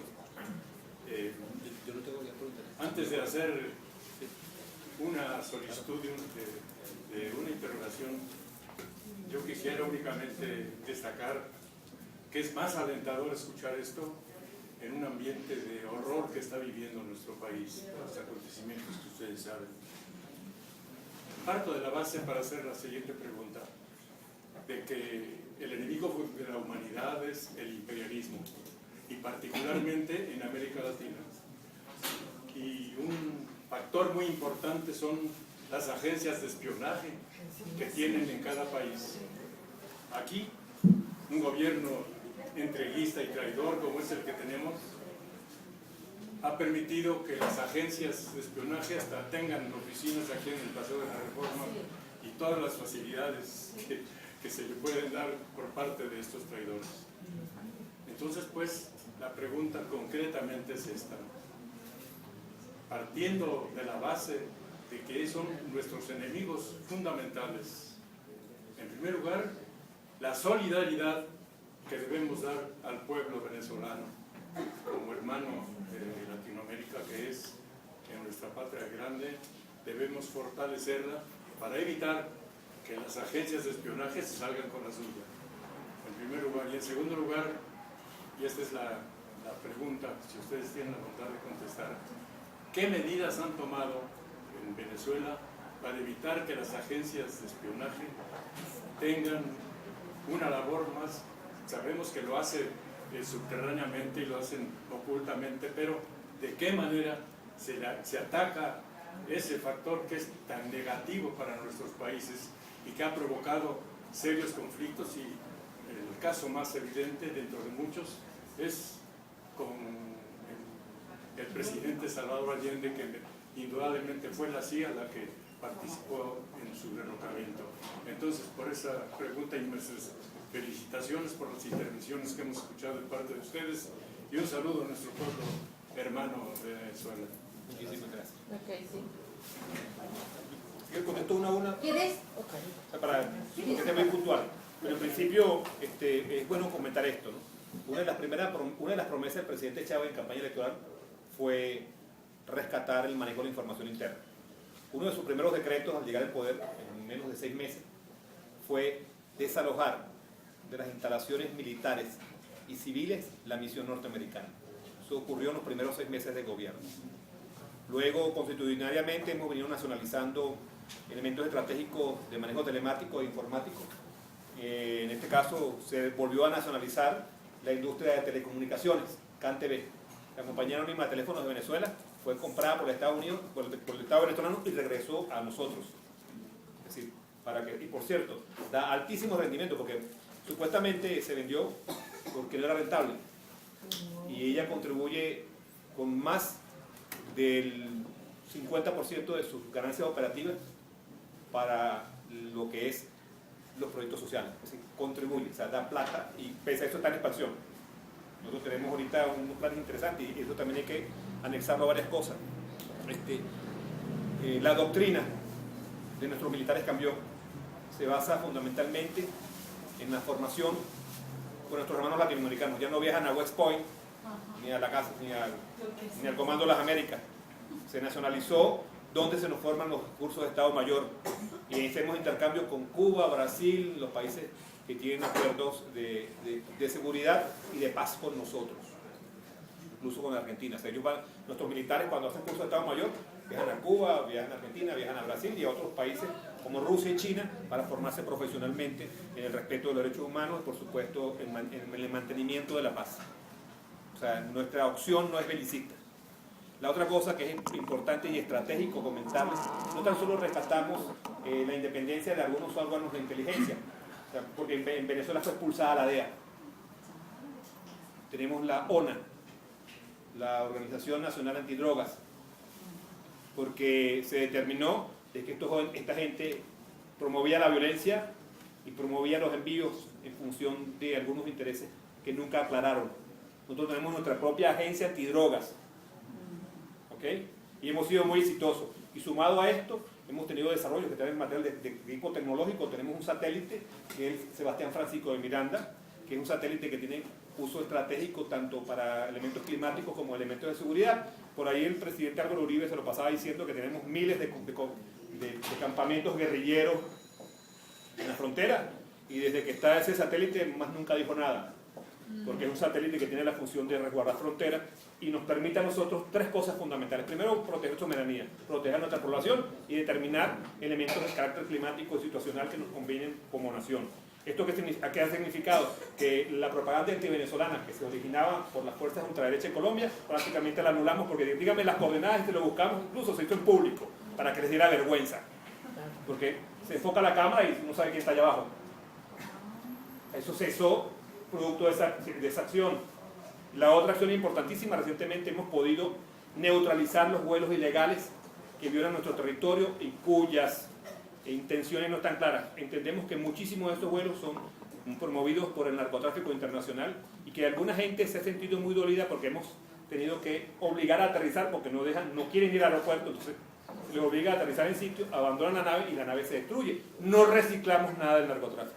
No nos vamos a permitir el lujo, por la nueva ley que tenemos, de darle chance a que ellos reclamen en instancias internacionales naves para el delito. Porque muchas de esas naves que hemos destruido son naves que han venido siendo recicladas por las grandes corporaciones del delito. Le cambian las siglas, cambian de dueño, porque incluso alguien protestó por allí y se determinó que el dueño de un avión que derribamos de origen de acá era un señor que tenía 3 vacas. Y tenía un avión, 3 chivos, algo así era. O sea, eso no lo dije yo, lo dijo el diario La Jornada, lo publicó. Intentaron ubicar al dueño del avión y el dueño del avión era un señor que vivía en un ranchito. En Venezuela el ranchito es una casita muy humilde. Esa información la pueden ubicar allí fácilmente. Entonces, nosotros estamos trabajando no tan solo por la seguridad interna e inteligencia de mantener nuestra democracia, sino para mantener la salud del consumo de los estupefacientes, la situación de agresión de países externos que tienen intención directa y de grupos externos. Es decir, hemos trabajado muy fuerte en eso, pese a esa tarea que en Venezuela ustedes pueden visitarnos tranquilamente sin necesidad de visa por 90 días, sin ningún tipo de trámite extraordinario, y mantenemos siempre los brazos abiertos. No tenemos ninguna ley restrictiva que preside de eso.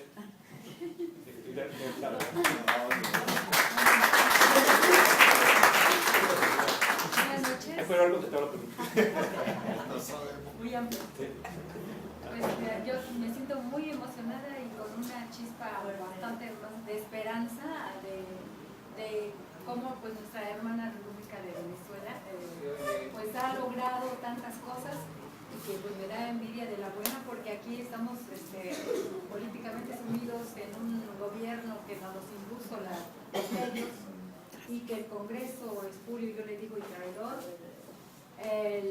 Sí, nuestro Congreso aprobó todas las reformas del presidente impuesto por las televisoras.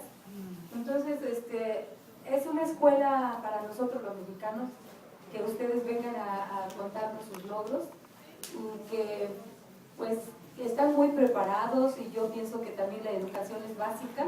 Cuando aquí nuestro pueblo se está muriendo de hambre, nuestros campesinos están en la miseria, y pues les agradezco esta información.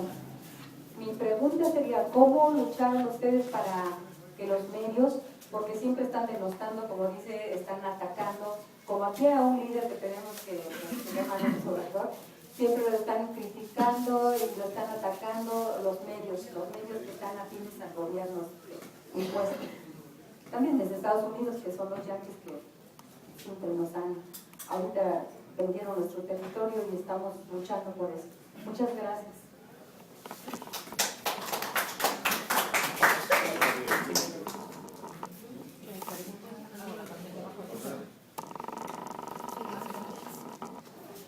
Bueno, mire, el ataque de los medios de comunicación nacionales e internacionales es constante.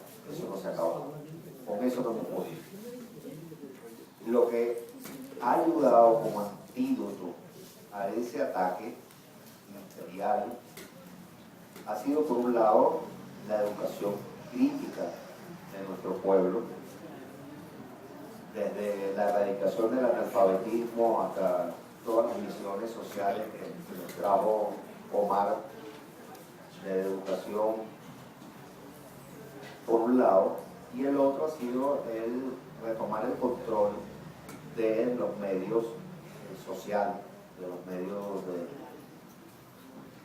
de comunicación que tenía el Estado, que no estaban en buenas condiciones, pero que se retomó ese control, se apoyaron, se le compraron equipos, han crecido, pero sin embargo eso no pasa del 10% de toda la estructura mediática nacional, más del 90% es privado, y ese 90% de medios privados atacan todos los días durante todos los días. Pero ahí tenemos nuestros periódicos, nuestra televisión, nuestras radios. Pero más importante que eso ha sido el fomento y la promoción de los medios alternativos y comunitarios.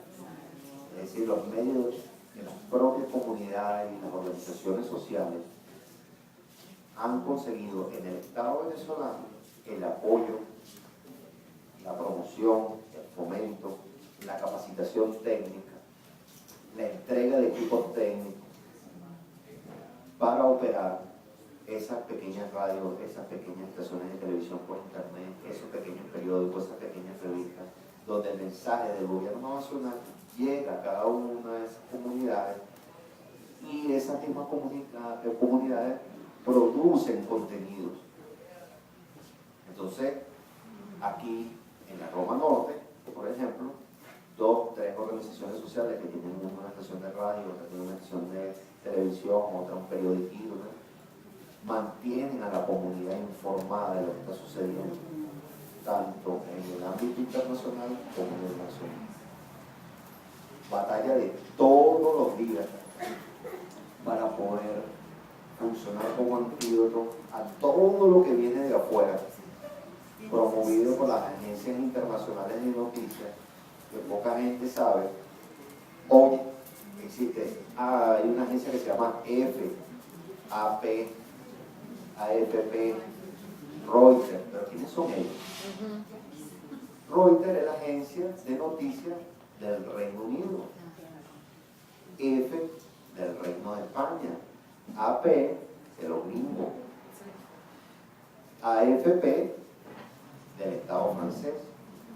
Entonces, todas esas agencias de noticias responden a los intereses de cada uno de esos estados, que en un paneo se quise rápido, todos son imperiales.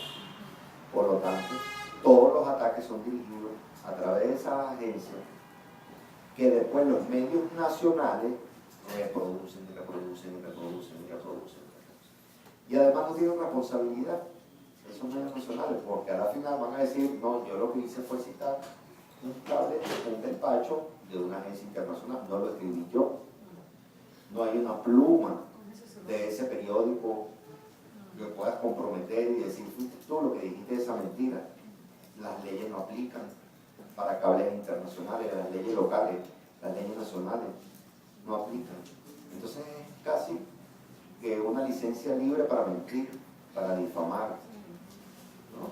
Entonces, eso, el control y la promoción de los medios nacionales, junto con la promoción de los medios alternativos comunitarios, lo que ha ayudado a mantener la conciencia clara del pueblo y mantenerlo de una manera inmunizado ante las grandes mentiras de las grandes corporaciones mediáticas.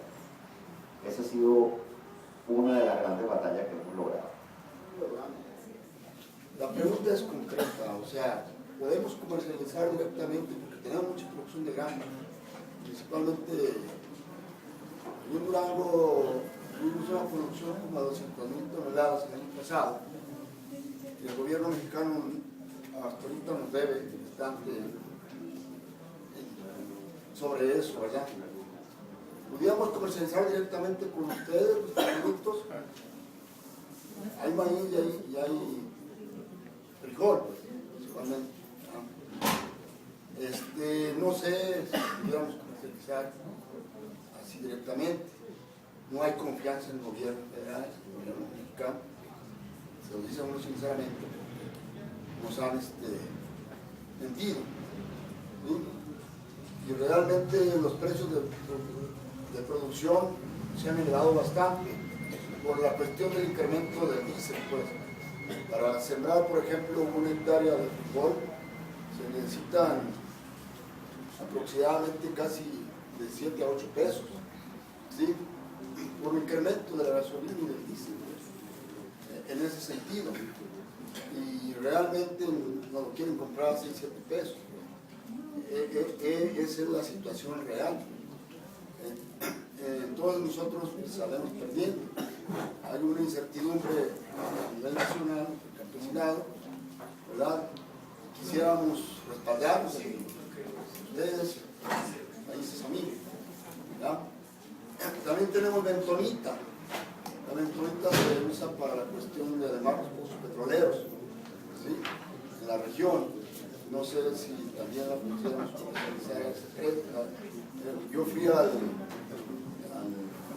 Banco de Comercio Exterior y me dijeron, me canalizaron con una gringa y me dijeron, no, pues ¿para qué quieres tú exportar a otros países si puedes aquí directamente a Estados Unidos?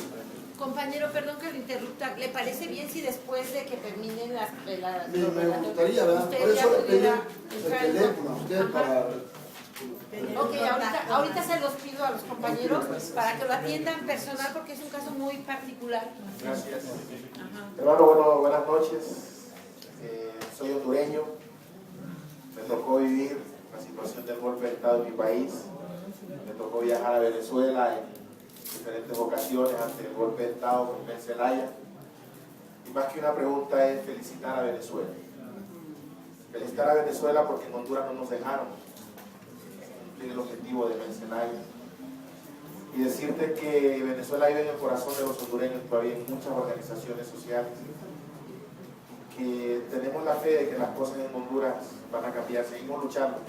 Yo pertenezco a OFRANE, Organización Fraternal Negra Hondureña, pertenezco al Partido Proletario de los Trabajadores en Honduras, y decirte que estamos trabajando en Honduras para que las cosas cambien y felicitarnos. Ya no está el comandante Hugo, pero sé que están ustedes, sé que está el comandante Maduro también, y sé que Honduras va para eso. Tenemos que cambiar las cosas porque tenemos ahí bases militares norteamericanas. Ojalá pudiera haber una ponencia sobre lo que son las bases militares en Centroamérica. Muchas gracias, mi hermano.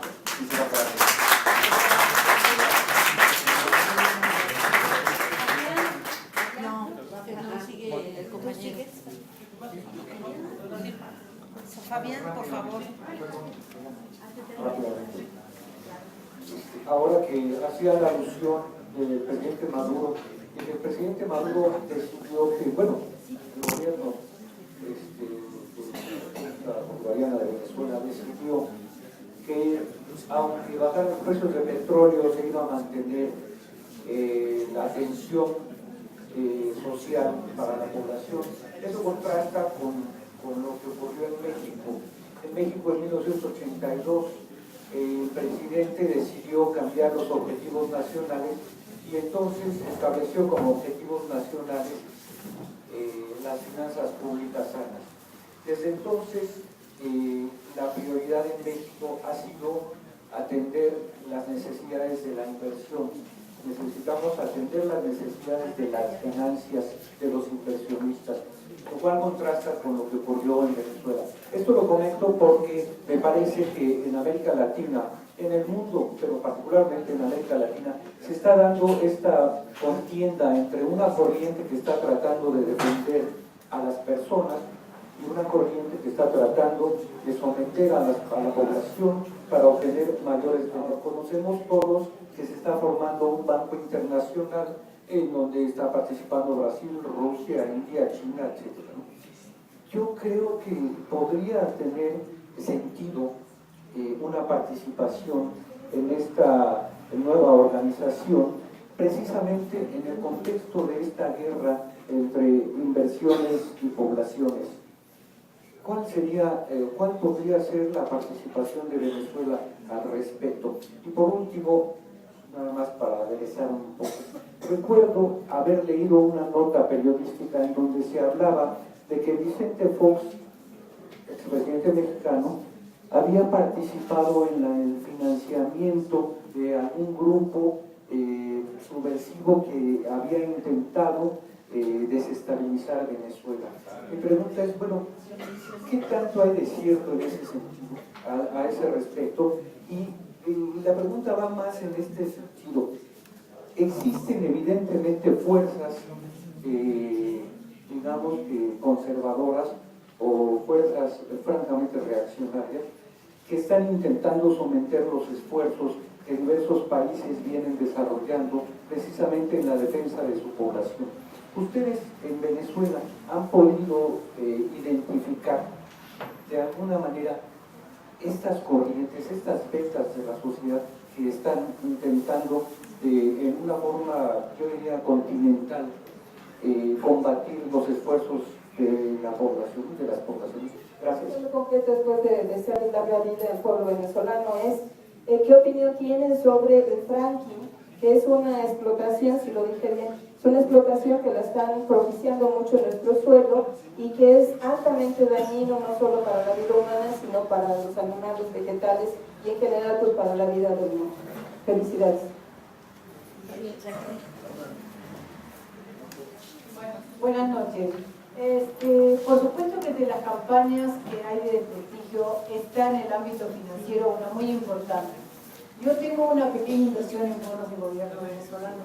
Pues fui urgentemente contactada para que me avisaron de que Venezuela ya no iba a pagar los bonos que corresponden y que estaba al borde de declararse en quiebra. Por supuesto, sí, por supuesto que estaba al borde de la quiebra, por lo cual me invitaban inmediatamente a la venta de tales bonos. Sí conoce usted esta campaña y me gustaría saber, por supuesto que lo mandé a pasear, pues allí me quedo, y me gustaría que usted me dijera si realmente el gobierno está teniendo problemas con este tipo de inversiones de bonos de gobierno que existen. Gracias. Gracias, buenas noches. Mi nombre es Franco Chirota. Tuve el gusto de visitar Venezuela hace como 3 o 4 años, en 2 ocasiones de hecho, y he seguido muy de cerca todo el proceso venezolano. Hace un momento aquí nuestro compañero le mencionó sobre la preocupación de las agencias de seguridad de espionaje estadounidenses que desestabilizan desestabilizan países democráticos en interés de estas transnacionales y de estas corporaciones, ¿no? Aparte de la cuestión de las agencias y de estas corporaciones que entran a explotar, bueno, uno de los elementos fundamentales son los medios de comunicación. Y Venezuela ha sido gravemente golpeado en ese tema, como muchos otros países. Yo veo con suma preocupación que el problema que ha tenido Venezuela es justamente, no quiero demeritar el hecho de la libertad democrática y de la libertad de expresión, eso es fundamental, ¿no? Pero ¿cómo podemos permitir que medios como Globovisión y en su momento Venevisión, que jugaron un papel estratégico en el golpe de Estado de Venezuela, están ahí libres, no les han hecho nada. Obviamente por eso tienen un país que sigue en un combate constante, porque tienen gente que, aunque ustedes les estén dando todos los beneficios de educación, de salud, de seguridad, se sientan en la tele y les lavan el coco. ¿Y qué resultado tienen? Que pues salen a las calles, muchos de la clase media alta, a protestar lógicamente contra sus propios beneficios, como nos pasa aquí en México, ¿no? Entonces mi pregunta es la siguiente. Yo sé que Venevisión parece que se calmó. Dentro de su concepto de derecha ya no ha sido tan agresivo como Globovisión. Pero ahora Globovisión, tengo entendido que se le iba a renovar el contrato. Y ustedes iban a ver como gobierno si se lo renovaban o no. Entonces, ¿en qué quedó eso? Y bueno, hacer hincapié en eso de ponerle un límite a los medios. Que cuando iban contingentes de contención, sin ningún tipo de armamento, muy jóvenes, eran víctimas de agresiones armadas. Es decir, nuestros oficiales jóvenes, nuestros soldados jóvenes que están en la Guardia Nacional y nuestros policías que son de muy temprana edad, de 20, 21 años, eran los que recibían más agresiones. Por aquello de que hay un estudio dirigido a que ellos reaccionaran por su juventud. Eso se pudo contener altísimamente. Hubo quienes que se excedieron y están recibiendo tratamiento y el seguimiento y el control que corresponde, si es en el término de sanción, si es legal, en términos de penalidad, de cárcel, le corresponderá sufrir sus consecuencias. Con respecto a los bonos y el petróleo, lo de FAO. Hasta hace una semana Brasil estaba en FAO, la semana anterior estaba en Argentina y nosotros hemos estado no sé cuánto tiempo en FAO. Una de las tantas cosas que no han podido hacer ellos es garantizar que las evaluadoras de riesgo y las evaluadoras de bienes activos descalifiquen nuestras reservas. Es decir, su bono está garantizado por nuestras reservas. Ayer, el día 28 de octubre, se tenían que pagar 3.000 millones de dólares y se pagaron íntegramente según lo acordado en los documentos mercantiles vendidos internacionalmente. O sea, no tiene ningún problema. Dentro de lo que está prometido en las cláusulas de interés de los bonos. ¿Eso es correcto? Entonces, por lo tanto, las inversiones relativas con bonos de PDVSA son las acciones más seguras de los países conocidos. Pero han bajado, ¿eh? Tienden a bajar porque tenemos una guerra económica y van a tender a bajar en cuanto que el precio del petróleo caiga. Y ¿por qué obligan a vender? Esa es mi área, por cierto. ¿Por qué obligan a vender? Porque cuando el producto deja de ser cotizable en la bolsa, los márgenes de especulación caen. Y nuestra lucha, porque esa es mi área de trabajo, cuando casualmente esa es mi área de trabajo, que es la parte financiera, ellos juegan a un factor que se llama el factor de riesgo ponderado de riesgo país.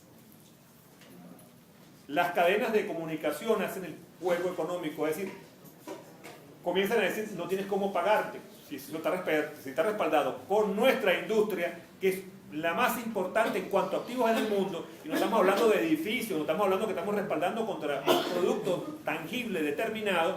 La intención fundamentalmente es que esos bonos pasen de su mano a una empresa privada para que pague de modo bajo lo que tiene que pagar cuando se quiera rescatar el bono.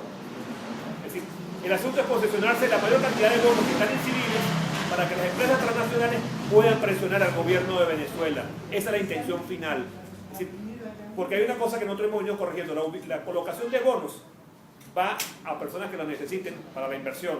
Es decir, pues, puede ser fondos de jubilación o puede ser empresas del mismo Estado venezolano que requieran flujo de moneda extranjera, es decir, moneda en este caso dólar. Okay, tenemos dos figuras, bonos en bolívares y bonos en... La víctima más importante de este proceso ha sido nuestra moneda. No obstante, se están haciendo campañas bien fuertes contra nosotros. Nosotros hemos podido contener a través de las diversas estrategias de intercambio, porque hay algo muy importante decirles, nuestras reservas no han bajado, siguen siendo las mismas, la cantidad de reservas en moneda de intercambio siguen por arriba, y están obligando a nuestra economía a realizar lo que llaman aquí en economía una devaluación, con la intención de caer en una vorágine especulativa. Y eso es intencionado. O sea, nuestras reservas están allí. O sea, ¿qué elementos macroeconómicos afectan una devaluación? Que tus reservas caigan, que tu Producto Interno Bruto no sea el mismo. Y la única manera de lograrlo es causando pánico, buscando inestabilidad. Eso nos ha pasado a nosotros permanentemente, a Argentina recientemente y ahora a Brasil. O sea, no les sorprenda. Es decir, lo que tienen que tener es el olfato para no caer en esas trampas, porque son bonos que van a ser pagados, porque ¿qué pasa? Los bonos tienen un valor nominal y una prima cuando están por encima de la necesidad. Hay que dejar que ellos sigan intentando que nosotros se lo vendamos barato, porque ya era el momento de vender. Pero nosotros cuando recuperamos pagamos completamente la inversión, tanto, es decir, no hay necesidad de venderla en cuanto que usted coloque su venta a quien aprecie ese objeto de intercambio, ese título de valor. Es decir, es una estrategia de ellos posesionarse en la mayor cantidad para presionar la deuda. Eso es básicamente. Ahora, con respecto a lo del petróleo, nosotros somos firmantes del Acuerdo de Kioto, Japón. Estamos contra aquellas prácticas que contaminan. El presidente de la República ahorita en Naciones Unidas y llamando a la reunión de la OPEC, denunció que Estados Unidos está sacando grandes cantidades de petróleo contaminante. El sistema fracking o shale gas es un producto que utiliza muchísimos elementos dañinos para la especie humana y las demás especies del planeta. Elementos contaminantes como el cianuro son los que menos pesan, son los que menos tienen presencia allí, pero estamos hablando incluso de productos radioactivos. O sea, por la necesidad de sobreexplotar los pozos ya. Eso es otra cosa que nos hace a nosotros muy atractivos desde el punto de vista estratégico. Nuestros sistemas en base a gas, de vapor de agua, sin incluir productos que tengan impacto ambiental de esa magnitud. Déjame agregar algo ahí. En relación al ambiente, yo los invito a leer el sexto objetivo histórico del plan de gobierno del que yo les hice mención, que está todo dedicado a lo que el presidente Chávez llamó el ecosocialismo, que es cómo nosotros concebimos la protección del medio ambiente.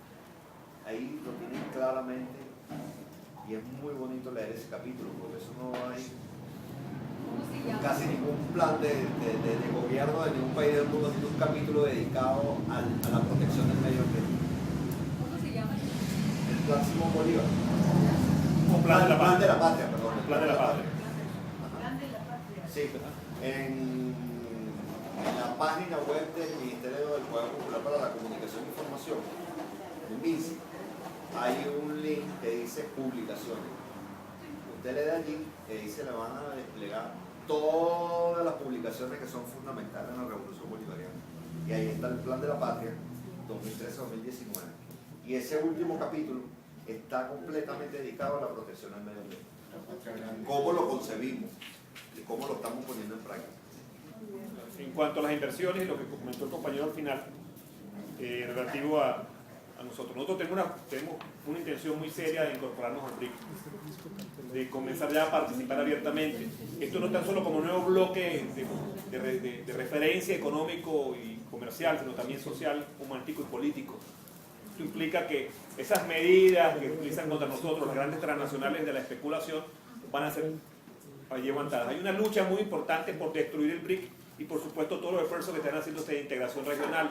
Nosotros estamos trabajando para el sur de América con una moneda que se llama el Sucre. Es una moneda virtual que se llama Sistema Único de Intercambio Comercial de la región. Sucre, este es el resumen del nombre, pero tiene que ver con un héroe nuestro, que es el gran mariscal de Ayacucho, que fue el libertador de Ecuador y de Bolivia y de Perú, o sea, junto con Simón Bolívar, ¿no? Allí es muy importante mencionarles eso. Entonces nosotros para ese tema tenemos esa cuestión. Y en cuanto al tema de la producción nacional, la explotación petrolera, fue una de las tantas cosas que se nacionalizó. Recientemente la ExxonMobil quiso demandarnos sobre una cifra de 10.000 millones de dólares por sus activos en Venezuela y solamente se le reconoció los activos reales que eran los sistemas de explotación, que fueron 1.500 millones que obligó el tribunal a que nosotros le pagáramos. O sea, una victoria desde el punto de vista del rescate de nuestra soberanía petrolera cuando desconocimos esos contratos porque lesionaban la Constitución nueva y la vieja Constitución. Listo. Quien quiera invertir en petróleo en Venezuela, quiere invertir en petróleo en Venezuela, está bienvenido siempre y cuando respete las leyes venezolanas, respete las normas ambientales a nivel mundial y sea capaz de aceptar 51 nosotros, 49 porque nosotros decidimos sobre nuestro petróleo. Y sin embargo, ahí hay Es algo 19 países en la franja del Orinoco bajo ese esquema. Es decir, nosotros mantenemos todo tipo de asociación y por supuesto hay una cosa muy importante que es incorporar el intercambio de tecnología. Antes no teníamos taladros propios, ahora los tenemos. Equipos de exploración satelital, ahora los tenemos propios. Es decir, hemos avanzado muchísimo en esa materia para más o menos redondear el tema petrolero. En cuanto al tema del saboteo, la infiltración y los daños que se vienen haciendo, es muy importante decirles que estamos trabajando en enfrentar la guerra de cuarta generación de hace mucho tiempo.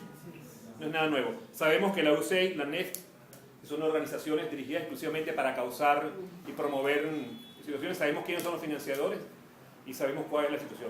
Pero ocurre, como dijo aquí un célebre mexicano, hay gente que no aguanta un cañonazo de $50,000. O sea, lo convertimos en dólares porque es el caso nuestro. Y eso dentro de la moral y la ética de los revolucionarios no cabe, pero entre la gente que está confundida, la gente que tiene necesidades de otro tipo y que tiene... Porque en Venezuela es muy importante que tengan la cifra ya, ese tipo de necesidades tienen que ver con un modo de ver la vida. O sea, asesinar y dañar personas no es precisamente el rumbo de la revolución. Y cuando hablamos de ese tema tenemos que hablar de algo muy importante. Nosotros decidimos el rumbo del socialismo porque nuestro dirigente principal para este proceso, el presidente Chávez, y definió de modo claro que no podíamos, porque en un principio planteó la tercera vía como una manera de conciliar las posiciones de izquierda y de derecha, en un principio, pero definitivamente en la práctica de gobierno, en la práctica del trabajo social, se ratificó el hecho de que el único camino para salvar la humanidad es el socialismo. Y el momento que decidimos ser socialistas, incluso antes, comenzaron los ataques de toda naturaleza. O sea, creemos que no estamos equivocados, no dudamos sobre eso y avanzamos hacia el socialismo dentro de un criterio de profundo humanismo y muy democrático. Y si le renovamos la Constitución, no le tenemos miedo a la guerra de ideas. Es por eso que en un principio comentaba, lo terrible no es decir mentiras, lo terrible es creérselas. Porque hay evidencia real, tácita, concreta. Y yo los invito a ustedes que cuando toquen el tema de Venezuela revisen la información de organizaciones, primero enemigas nuestras, como es el caso del Banco Mundial, que dijo a principio de año que tenemos entre los países de mayor capacidad adquisitiva de la región, que es Uruguay y Venezuela, tenemos la mayor cantidad de gente que compra del continente.